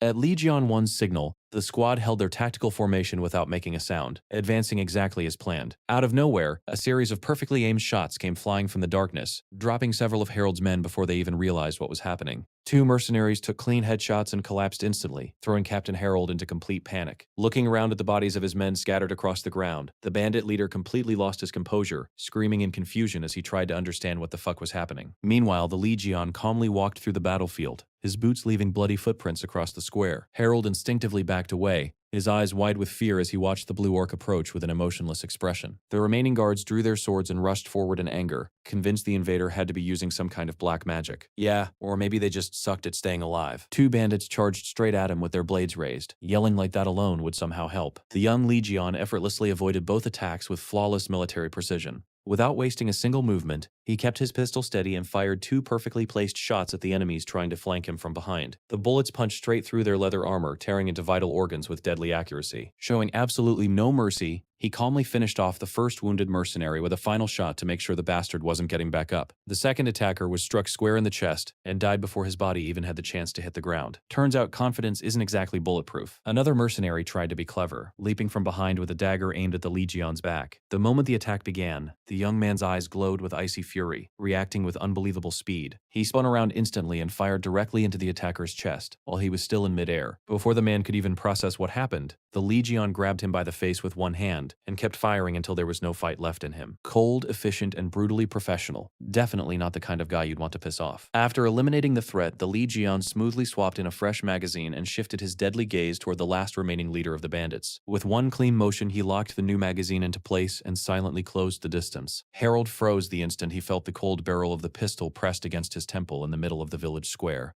There wasn't a single word, warning, or hesitation. Lai simply pulled the trigger, ending the bandit leader's life on the spot, while the villagers watched in stunned silence. As he turned away from the crowd, one surviving bandit foolishly pulled out a dagger and rushed in from behind. Sensing the attack immediately, the Legion spun around with terrifying speed and jammed the pistol directly against the man's face before he could even swing. His cold stare alone was enough to make the criminal shake uncontrollably. The bandit dropped his dagger, turned around, and ran for his life, screaming that the Legion was a real monster. Smartest decision that bastard made all day. One of the remaining mercenaries shouted furiously for Huxley, cursing him for running away like a coward, and begging him to come back and fight. He screamed at the rest of his men, ordering them to stop standing around like idiots and attack the blue orc immediately. But when he looked to the side, his voice caught in his throat. Every single one of his soldiers had already been eliminated without making a sound by the goblins. The small green goblin stared back with an unsettling expression before slowly tilting his head, a disturbing smile hidden beneath his mask. Beside him, the blue goblin calmly wiped the blood from his bone dagger, making it painfully clear the job was already finished. Then he slowly pointed the blade toward the last surviving enemy under the moonlight, silently promising that he was next. Talk about being completely fucked. The last surviving bandit felt every ounce of confidence disappear as he realized he was surrounded with absolutely no way out. Before he could react, the Legion appeared behind him, resting one hand on his shoulder while pressing the pistol firmly against the side of his head. His glowing eyes burned with murderous intent as Legion quietly ordered the mercenary to kneel. The terrified man obeyed without arguing, dropping to his knees so quickly that he accidentally stepped onto the little blue slime beneath him. To make sure there was no chance of resistance, the Legion drove a hard kick into the bandit's back, forcing the bastard face first into the dirt once and for all. The last surviving mercenary slowly dropped to his knees, completely broken before the terrifying squad gathered in the forest. The villagers and the village chief stood frozen, unsure whether they should thank the blue orc for saving their lives, or be terrified of him instead. Celia quietly watched the young warrior, trying to figure out what the hell his real intentions were. Without raising his voice, the Legion ordered the green goblin to track down Huxley, the cowardly bastard who had escaped through the forest path. The little goblin immediately sped off on his reptile mount without wasting a second. Once he was gone, the young man turned toward the elf and asked her to translate his words for everyone. Celia nodded quietly, still nervous, and agreed. The Legion faced the villagers and calmly asked if they were truly afraid of his squad. Then he asked another question that made the entire crowd fall silent. Are you scared because I'm an orc? Or because my soldiers are goblins? The villagers exchanged uneasy glances, whispering among themselves, clearly uncomfortable with how direct the question was. Then, to everyone's surprise, the young man admitted that his own squad was afraid of humans too. He explained that fear usually comes from not understanding each other or not knowing what the other side really wants. Funny how people are always ready to judge first and think later. Kind of a shitty habit, honestly. The Legion's expression turned more serious as he explained that fear eventually grows into hatred, and hatred always finds an excuse to start another war. He quietly revealed that his own world had already been destroyed by endless conflict, where prejudice and blind racism burned everything to the ground. Memories of countless bloody battlefields flashed through his mind as he remembered losing everything to mankind's stupidity. Looking around at the villagers, he asked if this world was destined to repeat the same damn mistake, or if they wanted something different. After a brief silence, he lowered his hand and calmly told them they didn't have to answer right away. Instead, the young man offered something much simpler. He walked toward the village chief and extended his hand in peace. He promised that his squad would protect the village from any outside threats. In return, he only asked that the villagers help protect his soldiers whenever they needed it. No kings, no masters, just two groups trying not to get each other killed. He promised that everyone under his protection would be treated equally, no matter their race. The village chief listened carefully, realizing this decision could shape the future of every person standing there. Before anyone could respond, one of the village guards stepped forward, furious. He shouted that trusting a monster from the forest would be the dumbest fucking decision they could ever make, pointing directly at the Legion. He accused him of hiding some secret plan behind his kind words. The young man didn't react with anger. He simply answered that his only goal was peaceful coexistence, and that he had no intention of forcing anyone to follow him. He promised he would never rule through fear or threats. Celia quietly watched him, unable to tell whether he was being unbelievably honest or unbelievably dangerous. Then the atmosphere changed. The warmth disappeared from the Legion's voice as his expression turned ice cold. He slowly pointed toward the pile of dead bandits lying across the square, and calmly warned everyone that if anyone chose to betray or attack his people, they would end up exactly like those bastards. His crimson eyes glowed with terrifying intensity as he made one thing painfully clear. That isn't a threat, it's a promise. A heavy silence fell over the entire village. Fear spread through the crowd as everyone realized he wasn't bluffing. Despite the warning, the elderly village chief ignored the terrified whispers around him. Taking a slow step forward, he chose to face the fearsome blue orc leader himself, determined to hear the rest of what the young warrior had to say. The village chief took a deep breath before revealing the real reason everyone was so terrified. Several villagers were still being held hostage inside a hidden bandit stronghold. Among them was the dwarf blacksmith, Balak Ironbeard, the man responsible for building the village into what it was today. Thanks to his legendary engineering skills, the local economy had actually started to thrive. The old chief's hands trembled as he admitted that, no matter how grateful they were for the Legion's help,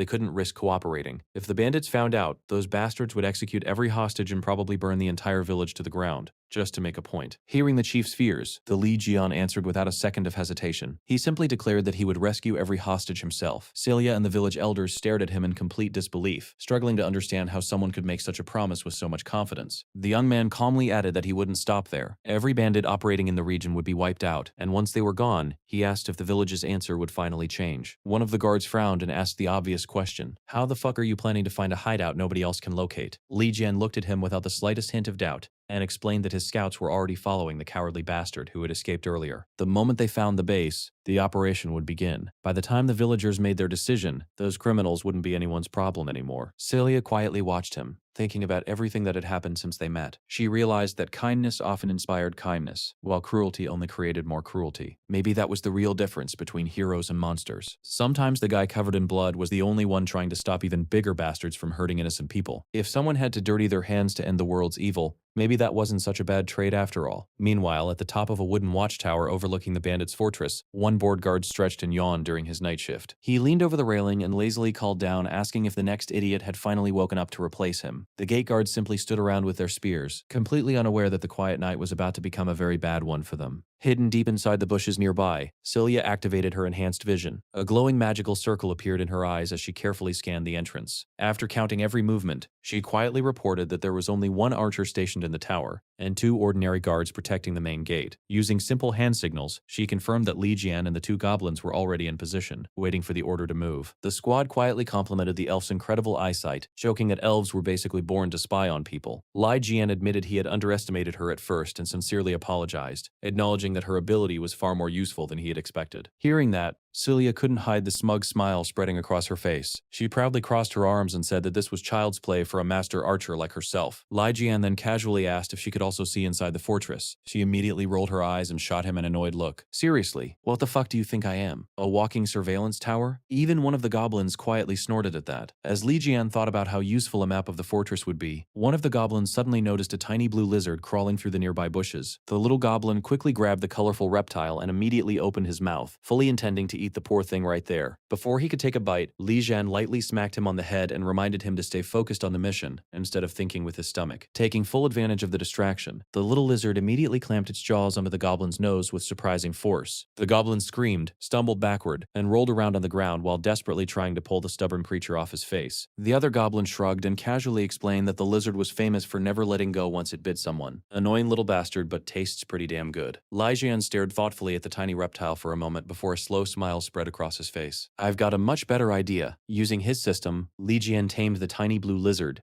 and evolved it into a flying version before gently tossing the little creature into the air. Thin wing-like membranes stretched open as it glided silently over the rocks toward the enemy fortress. Without making the slightest sound, the reptile landed right on the wooden front gate, while the 2 guards remained completely clueless. A second later, it squeezed through a narrow gap between the wooden planks and slipped inside the hideout. Small, quiet, and almost impossible to notice. Turns out being tiny can scare the hell out of people when you're working for the right bastard. The little reptile flew through the fortress's dark hallways at incredible speed, avoiding every patrol without being spotted. It passed the prison cells, where a sleepy guard leaned against the bars without paying attention to anything around him. As it continued scouting, its sharp eyes captured 2 mercenaries chatting carelessly in the middle of a corridor. A little farther inside, it spotted a masked torturer calmly arranging his tools beside a body hidden under a bloodstained cloth. Outside the fortress, Li Jian watched everything through the creature's shared vision in real time. The goblins grinned excitedly as the entire layout of the fortress slowly revealed itself before them. Damn, that actually worked, one of them whispered, unable to hide his excitement. Watching the map come together, Celia cautiously stepped closer and quietly asked if she could see what the creature was seeing too. But after only a few steps, she suddenly stopped herself. Her expression became conflicted as old beliefs flooded back into her mind. She silently questioned what the hell she was doing standing beside monsters she had been taught to hate her entire life. Had she fallen so far that she'd become a disgrace to her own people? The thought lingered only for a moment, before the squad suddenly announced they had located the prisoners. Without saying a word, Li Jian walked over and gently placed a small communication device against her ear. Extending his hand, he calmly asked her to trust him and wear it. Completely caught off guard by the gesture, Celia touched the device with confusion, still trying to understand why he was treating her with so much respect. Li Jian adjusted his own communicator and explained that he would share the fortress map with her before the assault began. He told her that the prisoners needed to see a familiar face when the rescue started. If goblins suddenly rushed into the cells, People would panic before anyone could explain a damn thing. That was why he wanted Celia to lead the rescue team and calm everyone down first. Looking directly into her eyes, he quietly admitted that he needed her help. For a moment, the elf couldn't find a single word to say. No one had ever trusted her like that before, especially not someone she had once called a monster. Meanwhile, outside the fortress, one of the guards suddenly heard movement coming from the darkness. Tightening his grip on his spear, he shouted, demanding whoever was there to show themselves. A few seconds later, Celia calmly stepped into the moonlight. The two guards immediately moved to intercept what looked like an ordinary elf wandering alone at night. They never noticed the two goblins silently slipping behind them until it was far too late. Their eyes glowed in the darkness as they closed the distance without making a sound. Sometimes the scariest thing isn't what you can see, it's the bastard standing right behind you. High above them, the watchtower archer frowned after hearing a brief scream from the front gate. Annoyed, he muttered that his partners were probably screwing around again and reached for his weapon. Before he could even turn around completely, Li Jian stepped out of the shadows behind him and ended the fight with one clean strike. With the tower secured, he immediately regrouped with the goblins and ordered the assault to begin. The blue goblin slipped into the fortress first, silently eliminating the guard inside the left room with nothing more than a quick knife strike. As the squad advanced through the corridor, they spotted two more soldiers approaching from the right, holding a bone knife between his teeth while keeping his pistol aimed forward. The little blue goblin confidently led the formation. Right behind him, the green goblin covered every angle as they pushed deeper into the fortress. Celia stayed safely in the center, with a dagger ready, while Li Jian protected the rear, making sure no bastard caught them by surprise. Moving like a perfectly trained military unit, the squad advanced through the dark corridors with speed and precision. They relied almost entirely on silent close-quarters combat, making sure not to alert the rest of the fortress before reaching the prison cells. After quietly dealing with every obstacle in their path, they finally arrived outside the captive's cell. One of the prisoners slowly opened his eyes after hearing footsteps and stared in complete disbelief at the figure standing outside the bars. Smiling reassuringly, Celia unlocked the cell door with the stolen keys and softly told everyone to stay calm. Don't be afraid, we're getting you the hell out of here. Celia stepped forward and quickly told the prisoners that she had come to rescue them on the village chief's orders. The tension inside the cell instantly eased as relief spread across the captives' faces. Standing at the entrance to the corridor, Li Jian quietly ordered everyone to keep their voices down and prepare to leave immediately. Through the communication device, he instructed the two goblins to continue clearing the rest of the fortress. If they ran into any serious resistance, they had full permission to use their firearms without hesitation. No unnecessary risks. The mission came first. As Celia led the hostages toward the exit, she urged one elderly prisoner to hurry up. The old man immediately frowned and shot her an irritated look. "Who the fuck are you calling old?" he snapped before flexing his surprisingly solid muscles. Smirking, he joked that it was embarrassing for an elf without a proper escort to be leading a rescue mission. Then his eyes drifted toward the armored figure standing at the back of the corridor. Narrowing his gaze, he asked who the giant warrior was supposed to be. The moment he got a better look, his expression froze. That wasn't a human. It was an orc. The other prisoners noticed him a second later, and panic spread through the room like wildfire. Several captives screamed, convinced monsters had invaded the fortress. Celia immediately tried to calm everyone down, insisting that the orc wasn't their enemy. Unfortunately, the explanation completely fell apart halfway through. Flustered, she grabbed Li Jian's shoulder and awkwardly blurted out, "He's actually a really nice orc." The room went silent for a second before the old dwarf burst into uncontrollable laughter. Wiping tears from his eyes, he shook his head. "Kid, I'd trust a pair of dirty fucking socks before I'd trust an orc." Still laughing, he grumbled that elves were just as bad, claiming the only good elf was one who stayed the hell away from him. According to him, he'd rather rot inside that cell forever than owe his life to monsters and pointy-eared bastards. Looking at the dwarf more carefully, Celia couldn't help noticing how rough and battered his face looked. Worried, she quietly asked if the bandits had tortured him. The dwarf instantly exploded. "This ugly mug has looked like this my whole damn life," he barked. "Quit judging my face, girl." He proudly introduced himself as Balak, the legendary dwarf blacksmith. Li Jian immediately recognized the name the village chief had mentioned earlier. Balak looked surprised when the orc answered him in the Dwarven tongue, but his attention shifted almost instantly toward the pistol hanging at Li Jian's side. Like a child discovering a new toy, the dwarf leaned in, completely fascinated. After only a quick glance, he identified the weapon as being crafted from high-grade steel alloy. Curiosity completely took over as he grabbed Li Jian's jacket and demanded to know how the incredible machine actually worked. Priorities, definitely a dwarf thing. Before anyone could answer, the sound of gunfire echoed violently through the fortress, followed by a scream that made the entire hallway freeze. Li Jian immediately reached for his communicator and demanded to know what was happening. The Green Goblin's desperate voice came through first. Their path had been blocked by the enemy leader. Floating above above a pile of broken stone stood a human mage dressed in flowing purple robes, surrounded by shimmering magical barriers. The goblin warned that she was attacking them with powerful spells. Li Jian frowned in confusion. Spells? He repeated. What the fuck is that supposed to mean? A second later, the mage twirled her staff gracefully before several glowing spheres of wind gathered around her. Smiling with cruel satisfaction, she unleashed the magical attacks toward the two goblins with terrifying speed. The green goblin desperately threw himself aside as the violent wind tore through the stone floor around him. Realizing his partner wouldn't escape in time, the blue goblin immediately jumped in front of him, shielding him from the incoming attack without thinking twice. The painful cry that followed echoed through the communicator, making Li Jian's heart sink. He immediately shouted both of their names, unable to hide the panic in his voice. Without wasting another second, Li Jian turned towards Cilia and firmly ordered her to take every hostage back to the village immediately. No matter what happened, they were not to wait for him. Then he sprinted deeper into the fortress to save his squad. Watching him rush away, Balak suddenly shouted at the top of his lungs, "Hey, wait a second, you stubborn bastard." The dwarf pulled a small golden object from his pocket and threw it through the air. Without slowing down,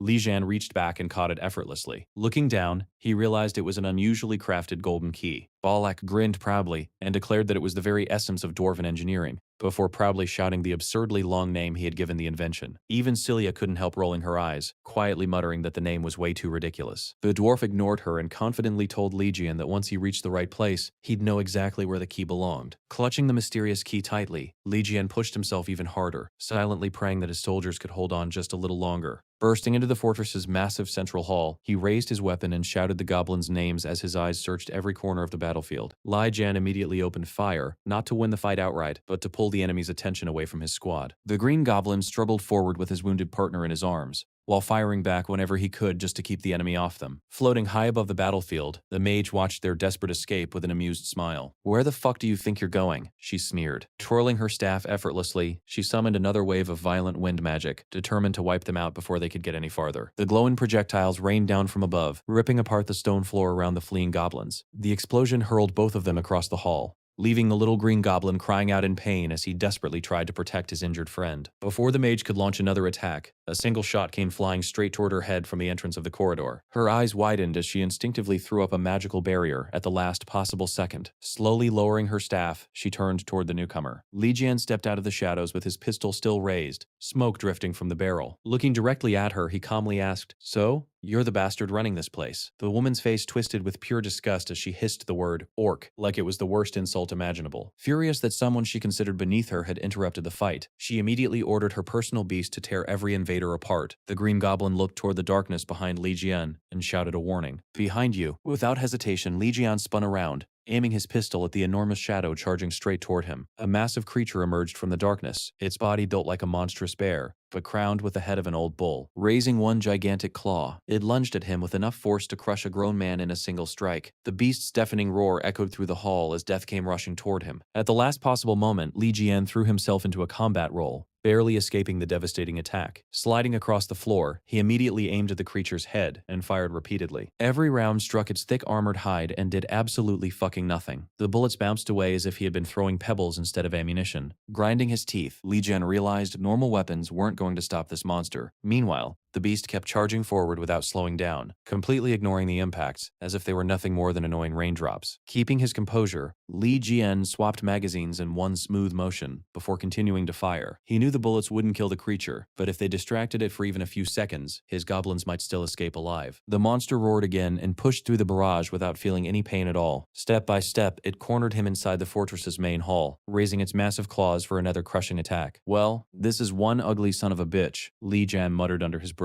Realizing there was no time left, Li Jian shoved the green goblin backward and ordered him to run immediately with his wounded companion. There wasn't even room for an argument. Reluctantly, the goblin obeyed, leaving Li Jian standing alone in the middle of the hall against both the monstrous beast and the powerful mage. Floating above on her stone pillar, the mage laughed as she declared that monsters existed for only one purpose: to be useful tools. According to her, tools had no right to think for themselves or create problems for their masters. Raising her staff once more, she unleashed another storm of razor-sharp wind blades, promising to slice the orc apart piece by piece without showing the slightest mercy. Li Jian watched the deadly attacks racing toward him and searched desperately for any possible opening. He dodged as many of the magical blades as he could, while the rest carved deep scars into the floor around him. At the exact same moment, the giant beast silently lifted its claw behind him, preparing to finish the fight from his blind spot. Exhausted and trapped with nowhere left to run, Li Jian slowly closed his eyes, fully expecting the killing blow to land. Then, something unexpected happened. An iron cage hanging from heavy chains near the ceiling suddenly began rattling loudly. The noise echoed throughout the hall. To everyone's surprise, the beast instantly froze in place. Its raised claw stopped inches from its target as it looked upward with obvious fear and concern, completely forgetting about the orc lying beneath it. Annoyed by the interruption, the mage snapped her whip through the air and screamed at the creature to ignore the distraction and finish the fight already. But inside the suspended cage, a tiny bear cub cried desperately, reaching through the bars as it struggled to escape. The massive beast paced anxiously beneath it, completely overwhelmed by panic. Watching everything from the floor, Li Jian finally understood what was really happening. His eyes slowly shifted toward the heavy padlock securing the cage above. The monster wasn't protecting its master, it was trying to protect its child. A faint smile appeared on his face as every piece of the puzzle finally fell into place. He had just found the one weakness the mage never expected anyone to notice. Taking advantage of the beast's distraction, Li Jian reached into his pocket and pulled out the golden key Balak had thrown to him earlier. Remembering the dwarf's words about legendary dwarven engineering, he carefully looked from the key to the cage hanging high above the hall. There was just one problem. How the fuck am I supposed to get it all the way up there? Even the Green Goblin looked completely defeated, unable to imagine any way to reach the suspended cage. Just then, a familiar little weight landed on Li Jian's chest. The tiny blue flying lizard clung tightly to his vest and let out an eager chirp, staring at him as if it already knew exactly what he was thinking. A slow grin spread across Li Jian's face. Now that's the kind of volunteer I was hoping for. A grin spread across Li Jian's face as he remembered the flying lizard he just tamed. Without wasting another second, he handed the little reptile the golden key and tossed it into the air. The tiny creature spread its wings and shot across the hall, heading straight for the cage hanging from the ceiling.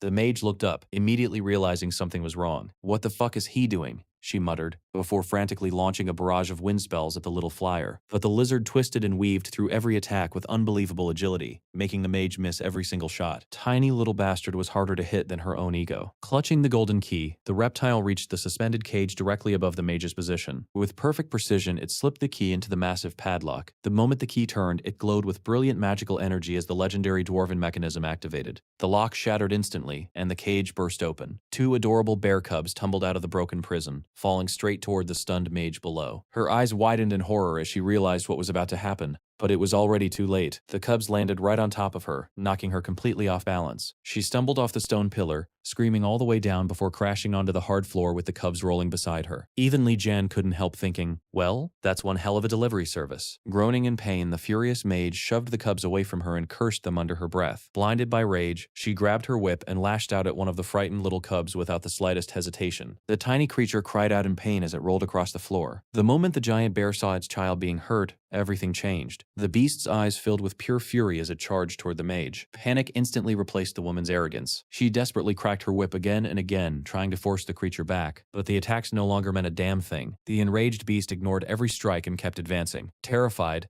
the mage screamed that every monster in the fortress had apparently lost its fucking mind today. In desperation, she tried one final command, ordering the beast to crush the orc instead. The giant bear slowly approached Li Jian. Still lying on the floor, the young man quietly pulled out his dagger, fully prepared to defend himself if he had to. But before the massive claw could reach him, a powerful surge of wind swept through the hall. A familiar voice echoed across the battlefield as Cilia began chanting an ancient spell. The surrounding wind spirits answered her call, gathering around her in brilliant streams of glowing energy. She infused the magic into her legs, her eyes shining with determination as she stepped between Li Jian and the beast. Floating gracefully in the air, the elf looked every bit like a warrior blessed by the wind itself. The mage glared at her with burning hatred. "Who the fuck do you think you are?" she demanded before immediately launching another wave of razor-sharp wind blades. Cilia didn't flinch. Her golden eyes glowed brighter as she calmly looked back at the woman. "You're the fool here," she replied. "The wind stopped listening to you a long time ago." With flawless timing, she slipped through every incoming blade, using elegant aerial movements, dancing through the storm as though the wind itself carried her forward. In the blink of an eye, she closed the distance between them. "The wind belongs to me now." With that, Cilia launched herself high into the air before bringing her leg down in one devastating axe kick, empowered by pure wind magic. The impact slammed directly into the mage, releasing an enormous shockwave that drove her deep into the stone floor. Her magical defenses shattered instantly, leaving her no chance to recover. A violent explosion of wind tore through the entire hall, forcing both Li Jian and the giant bear to shield their faces from the overwhelming blast. When the dust finally settled, The mage lay unconscious in the center of the cracked floor, completely defeated. Celia landed gracefully as lightly as a feather, proving she had mastered her magic completely. The green goblin stared at the scene with wide eyes before realizing they had actually won. Unable to hold it in anymore, he cheered loudly while the giant bear gently pulled both of its cubs into a warm embrace. Watching the touching reunion, Li Jian quietly smiled. Celia walked over and offered him a hand. As she helped him to his feet, she quickly looked away and awkwardly warned him not to misunderstand the situation. "I didn't come back because I like you," she muttered. "I just couldn't stand owing a favor to an orc, that's all." Li Jian accepted her hand with a genuine smile. "Fair enough." He brushed the dust off his clothes before looking at her with quiet appreciation. "Then I guess we're even now." A faint blush crossed Celia's face as she looked away, pretending not to care. "Yeah, the debt's officially paid, bastard."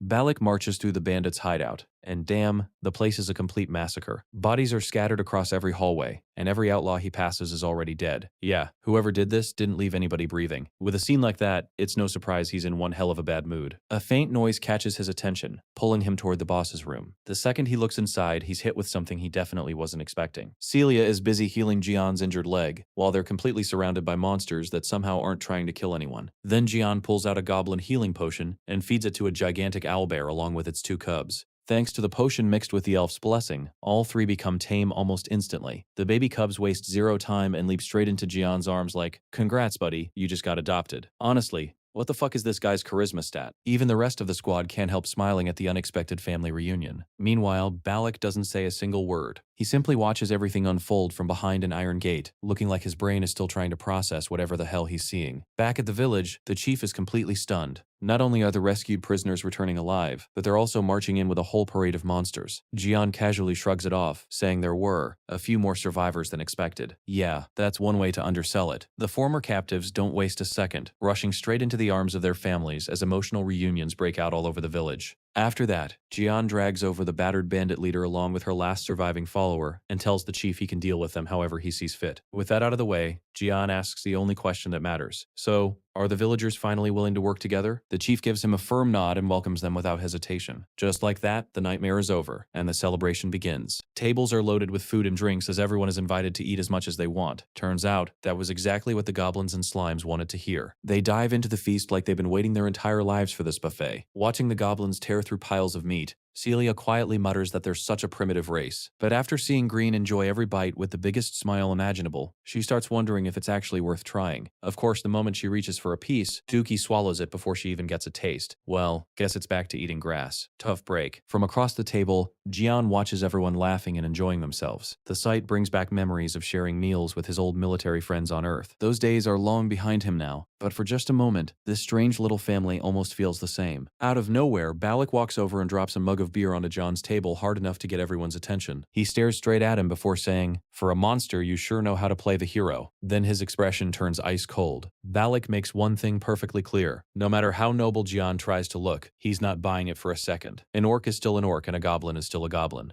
Damn, this dude isn't even trying to hide his racism anymore. He keeps going, pointing out that the bandits may have been scumbags, but John wiped every last one of them out, without showing even a hint of mercy. "So tell me," Balak asks, "what exactly makes you any different?" The room goes quiet. Jian doesn't answer right away, leaving Balak wondering if he completely butchered his Orcish. It's been a while since he spoke the language, so maybe his pronunciation was absolute trash. Somebody seriously needs to reopen Duolingo. Finally, Jian looks him dead in the eyes. "The only difference," he says calmly, "is that we were stronger and far more ruthless. The bandits lost. His squad didn't. That's it. No speeches, no excuses. Just the brutal truth." Afterward, Jian slides the dwarven key back across the table, thanking Balak for lending it to him and admitting it made the mission a whole lot easier. Balak studies him for a moment before letting out a sigh. "You know, you're a really damn strange orc. You don't talk like one. You don't act like one either." Then curiosity gets the better of him. "So what's your real name?" That question immediately catches Celia's attention. She realizes she's never heard it before either, and now she's listening just as closely. Jian finally introduces himself. "My name is Sergeant Li Jian." Both Balak and Celia blink in confusion. Balak tilts his head before asking, "Wait, is Li Jian your first name, and Sergeant your family name?" He honestly expected something like Grash, Orduk, or whatever stereotypical orc names he had in mind. Without missing a beat, Jian replies, "I'm not an orc." Balak stares at him for a second before shaking his head. You're fucking insane. So Jian explains the impossible. Before arriving in this world, he was actually a human. Naturally, Balak has absolutely no idea what the hell he's talking about. After several minutes of Jian explaining Earth, modern warfare, another world, and even the Green Dragon, Balak completely loses it. He bursts into laughter, convinced every word is made up. In his mind, Jian isn't a warrior. He's an orc storyteller with one hell of an imagination. Still laughing, Balak jokingly raises his mug. So what's next? You're gonna hatch that green dragon egg and conquer the entire world? He lifts his drink with a grin, happily toasting the craziest story he's ever heard. The problem is,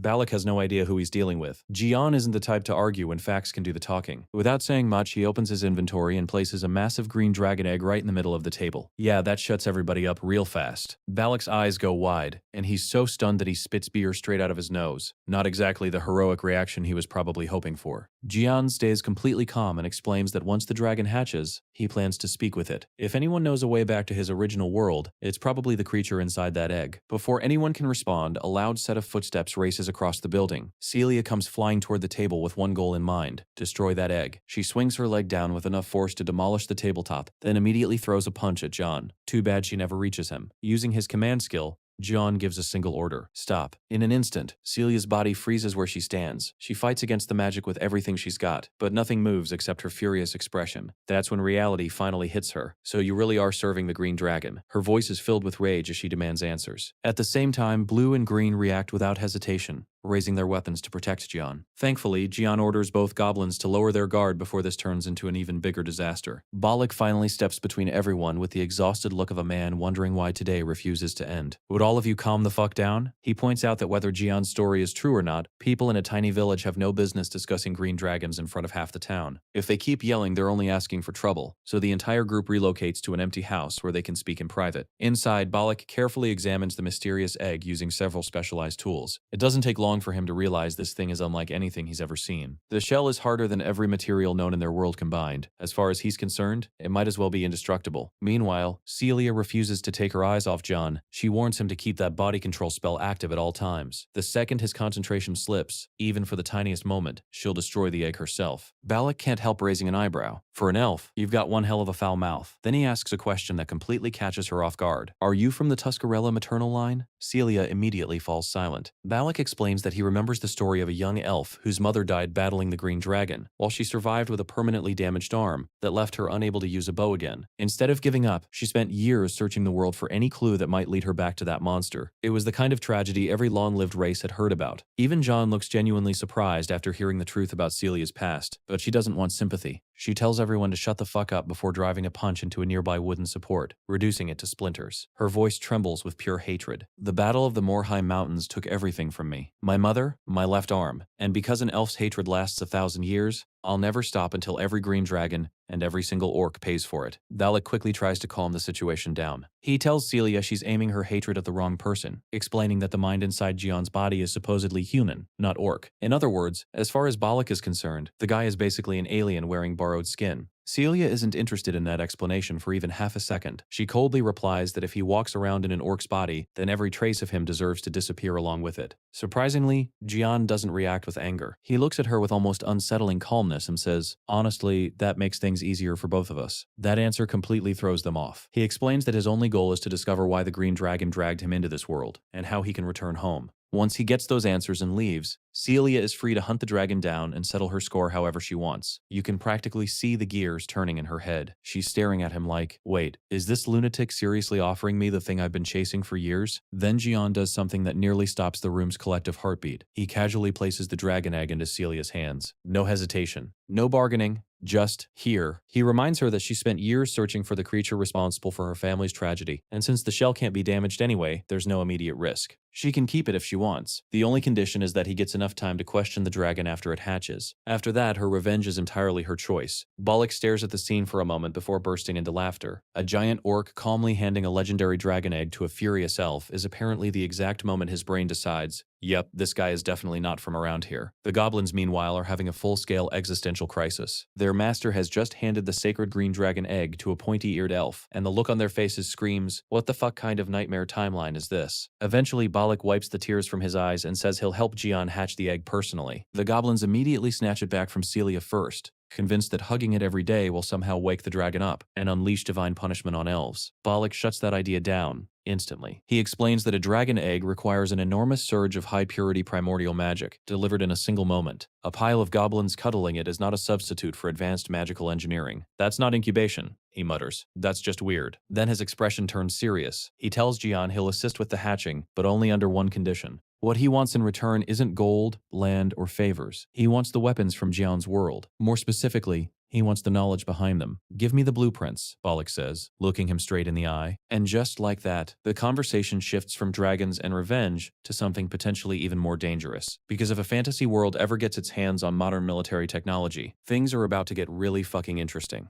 Jian was caught off guard when Balak asked him to hand over all of their technology. At first, it sounded like a ridiculous demand, but Balak had a very specific reason for it. The dragon egg required an uninterrupted supply of extremely pure primordial magic. If that energy wasn't continuously injected into the egg, it would never hatch. It wouldn't die either. It would simply remain dormant for the next 1,000 years, stuck in an endless state between life and death. So basically, they needed a special incubator. And unfortunately, this wasn't something they could just throw together with a few pieces of metal and a damn heating stone. The incubator required the advanced engineering of the dwarves. Silly was genuinely stunned that Balak could actually build such a thing. But Balak didn't seem worried at all. He confidently assured her that inside their dwarven ark, making an incubator would be a piece of cake. That only left everyone else completely confused. What the hell was a dwarven ark? Balak then explained that the dwarven ark was the final kingdom of the dwarves, completed shortly before the fall of the Morheim kingdom. It wasn't just some ordinary fortress, it was the ultimate stronghold of the entire dwarven race. The massive structure had been built on the back of a gigantic, centuries-old mimic, turning it into an elusive mobile fortress and armory that never stopped moving. It was the final legacy of dwarven civilization, the culmination of generations of dwarven engineering.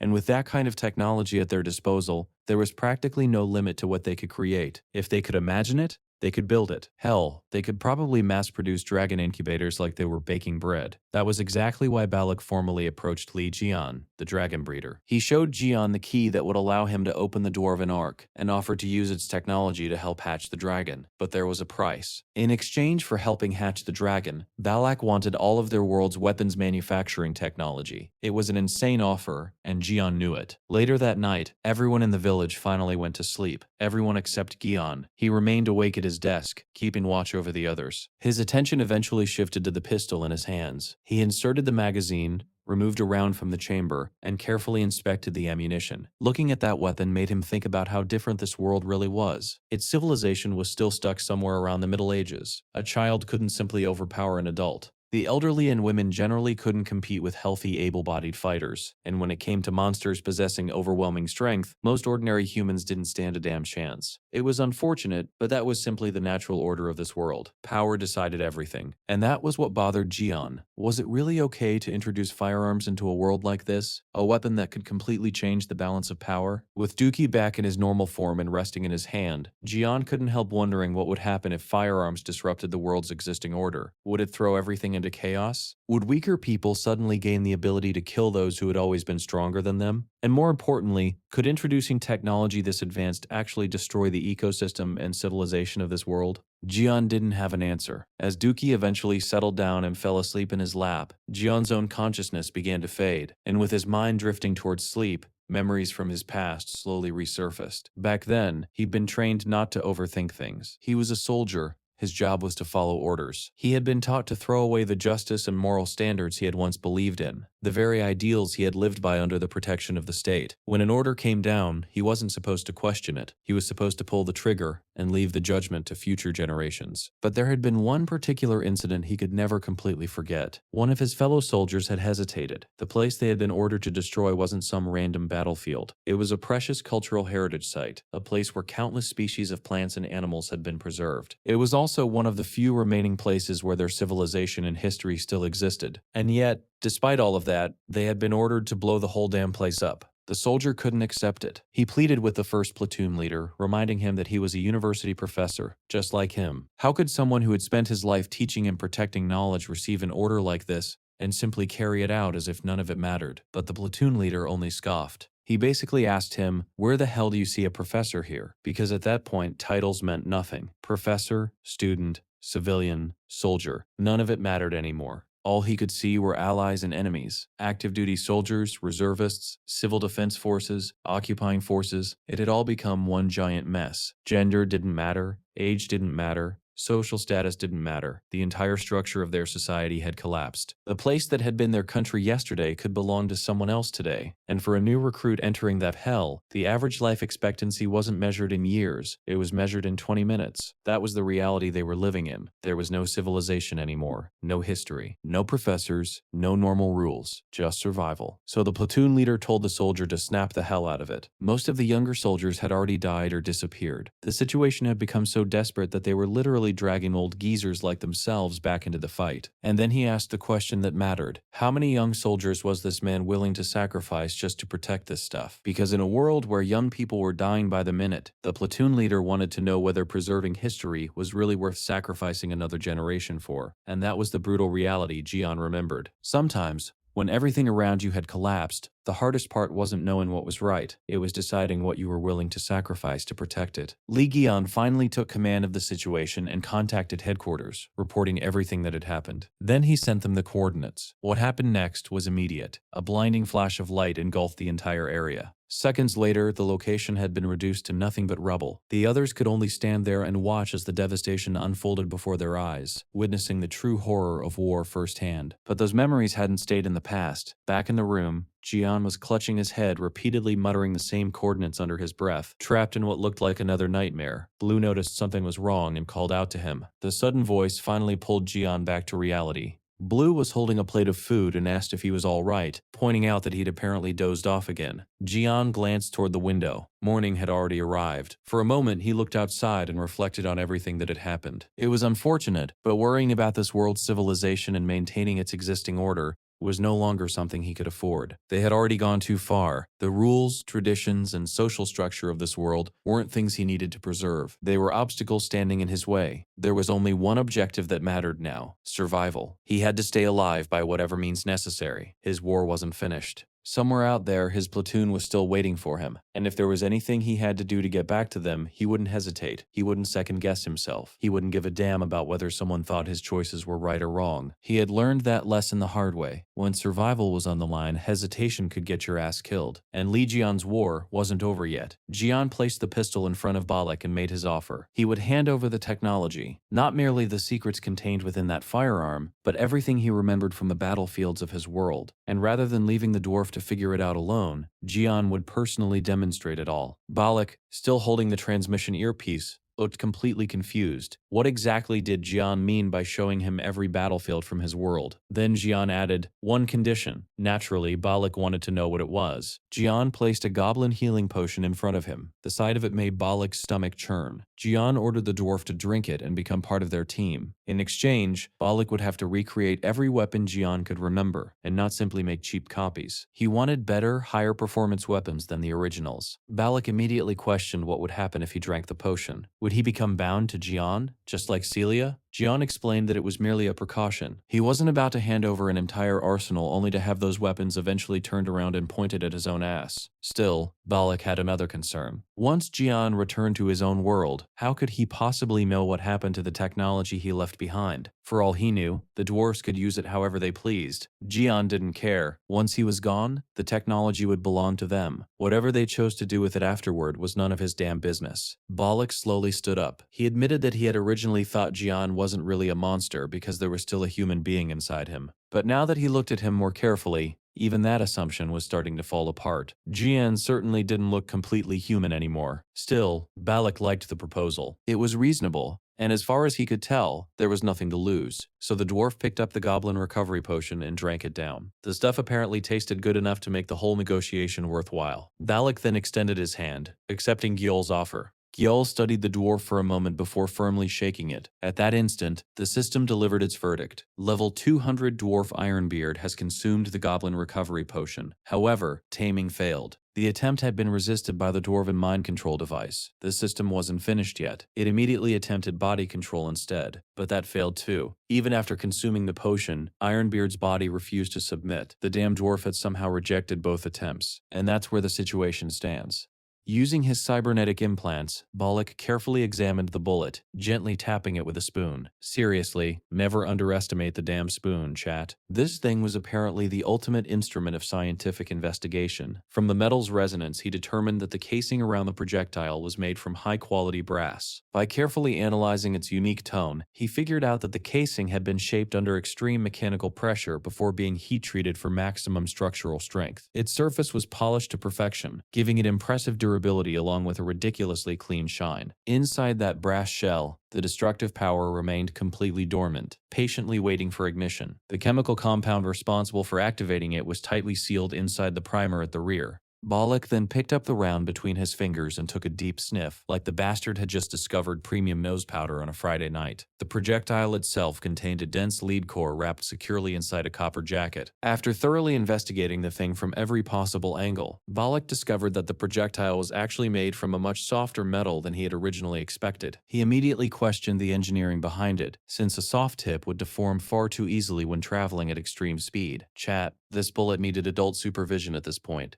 But then the tactical logic finally clicked in his head. He realized the projectile was launched by enormous explosive pressure created through a violent chain reaction inside the ammunition. The softer material served an important purpose. It reduced friction and prevented excessive damage to the launcher's barrel, while also allowing the projectile to flatten and expand inside its target, causing devastating internal damage. Balak was genuinely blown away by the mechanical brilliance behind the design, praising it as an incredibly innovative piece of engineering. Damn, somebody really put way too much thought into making this tiny bastard miserable for whoever gets hit by it. Balak then wondered whether Jian was suggesting that such incredibly precise technology was nothing more than a disposable object designed for one brief attack. By now, everyone else in the group had become seriously uncomfortable watching the dwarf obsess over the bullet. Blue couldn't believe Balak had somehow turned an ordinary piece of ammunition into the subject of an intensely personal investigation, describing the entire spectacle as a biological shock. With the MO analysis finally finished, Balak prepared to move on to the main attraction. His attention shifted toward Dookie, who had transformed into the sleek K9 pistol. Yeah, Dookie was absolutely next on the poor bastard's list. Balak carefully lifted his trusty spoon and struck it against the pistol's side, leaning closer to examine the weapon's pure metallic resonance. He became completely mesmerized by the flawless acoustics, standing there like a man who had just discovered heaven inside a handgun. The dwarf eventually went completely motionless. Celia, watching his bizarre behavior, wondered what the hell was wrong with him now, only to realize that he was bleeding heavily from the nose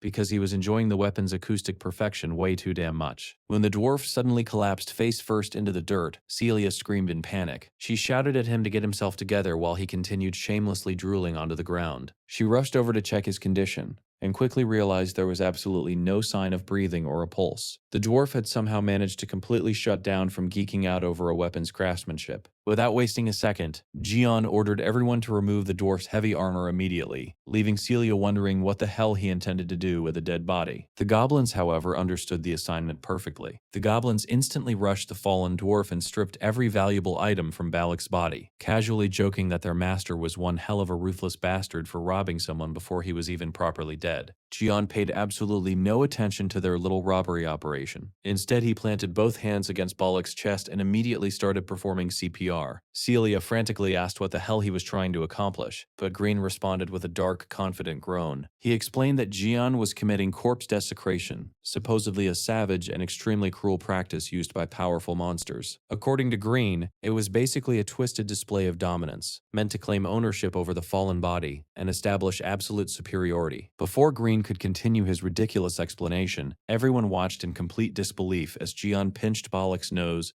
and performed mouth-to-mouth resuscitation. Yeah, chat, this situation went from medical emergency to some seriously questionable fanfiction in about 2 seconds. Nobody knew how to react to what they were witnessing. Then, just moments later, Balak suddenly started coughing violently and came roaring back to consciousness. The crazy bastard immediately resumed his weapon analysis as though dying had merely been an inconvenient commercial break. He rapidly described the pistol's intricate internal components, marveling at how each individual section had been constructed from different materials, using completely separate manufacturing techniques. The nearby villagers were absolutely stunned that Balak was alive again, They excitedly whispered among themselves, becoming completely convinced that Jian had literally resurrected a dead man. To them, this could only be an incredibly powerful form of resurrection magic, the divine ability to command life and death itself. They believed such an extraordinary feat was beyond even the capabilities of the most accomplished archmages. Completely overwhelmed by what they had witnessed, the villagers began bowing before Jian, treating the supposedly all-powerful orc shaman like some walking god. Celia, meanwhile, couldn't make any sense of the situation whatsoever. From everything she understood about magic, the whole event should have been impossible. She hadn't sensed even the slightest trace of mana during Jian's intervention, so she couldn't understand how someone who had apparently died could suddenly return to life without any magical energy being involved. Balak, however, couldn't have cared less about the mystery surrounding his resurrection. The dwarf immediately continued praising the pistol's construction, as if he hadn't just taken a damn vacation in the afterlife. He enthusiastically described the insane process required to produce the weapon, starting with a low-carbon alloy steel ingot containing strange foreign substances that had to be heated to extreme temperatures so its impurities could be removed. He admired the precise quenching process used to create exceptional hardness, followed by carefully controlled reheating to give the metal enough toughness to survive enormous stress. The components then had to be machined into exact angles and microscopic dimensions, with virtually zero tolerance for error, before receiving an immaculate final polish. Balak was so overwhelmed by the craftsmanship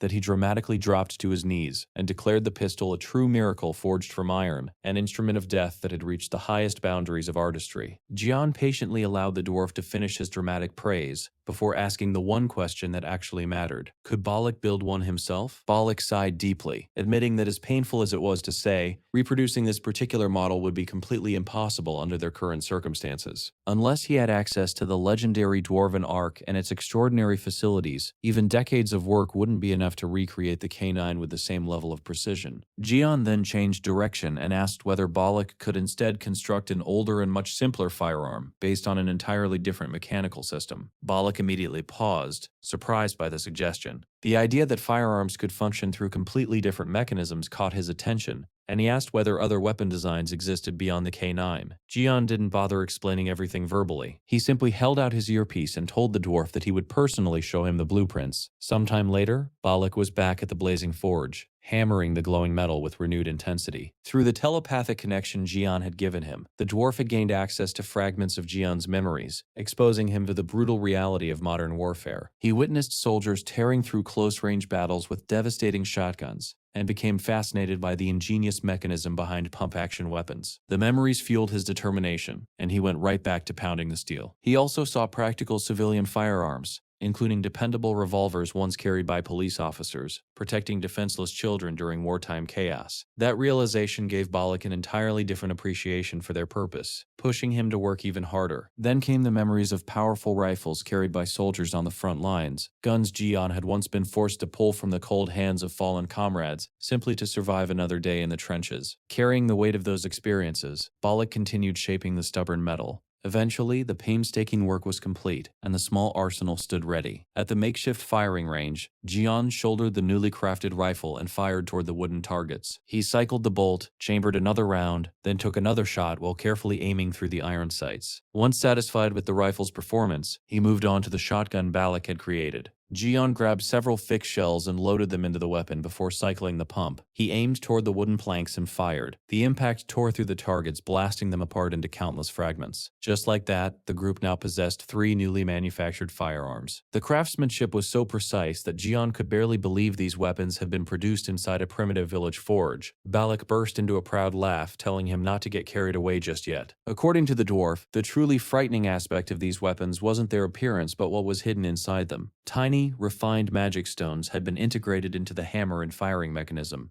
These enchanted components responded to the wielder's subtle mana flow, as well as the physical force generated when the trigger was pulled. Once the firing pin struck the magically enhanced primer, it activated a microscopic magic circle engraved directly onto the brass casing. That miniature formation dramatically amplified the supplied mana, which then awakened a fireball spell sealed inside the cartridge. The resulting reaction produced an enormous burst of pressure and contained flame. With the explosive force trapped inside the chamber, it had only one direction available to escape. The expanding energy surged down the barrel, violently launching the projectile toward its target. Basically, Balak had taken modern ballistics, mixed it with fantasy magic, and somehow cooked up a firearm that made absolutely no damn sense, and yet worked perfectly. Jian was genuinely impressed by how seamlessly the technology from his original world had been combined with the magical principles of this one. His reaction made Balak visibly proud of his craftsmanship. Unfortunately, Jian had absolutely no intention of letting the poor dwarf enjoy that moment for long. He casually asked whether Balak could have pushed himself a little further and created a high-performance firearm capable of fully automatic fire. Balak immediately exploded in anger, demanding to know how the hell he was supposed to develop automatic mechanisms with the primitive technology available to them. Jian, according to him, was asking for way too damn much. The dwarf had already scavenged practically every usable piece of mineral and scrap metal throughout the entire village just to construct these prototypes. Worse, refining that garbage quality material into workable steel had taken him an exhausting entire week. Balak argued that successfully producing a complicated bolt action system, a pump mechanism, and a revolving cylinder design under those conditions was already bordering on divine intervention. If Jian seriously wanted advanced automatic weapons, or that ridiculous legendary dragon incubator they kept bringing up, then they needed to reach the Dwarven Ark as quickly as possible. That was the only place where Balak believed he could access the resources and technology necessary to fulfill those insane demands. Jian accepted that they had no real alternative. If they wanted fully automatic weapons for the future, reaching the Dwarven Ark was now their top priority. He turned toward his soldiers and ordered everyone to form up and prepare their equipment for the long journey ahead. According to Balak's map,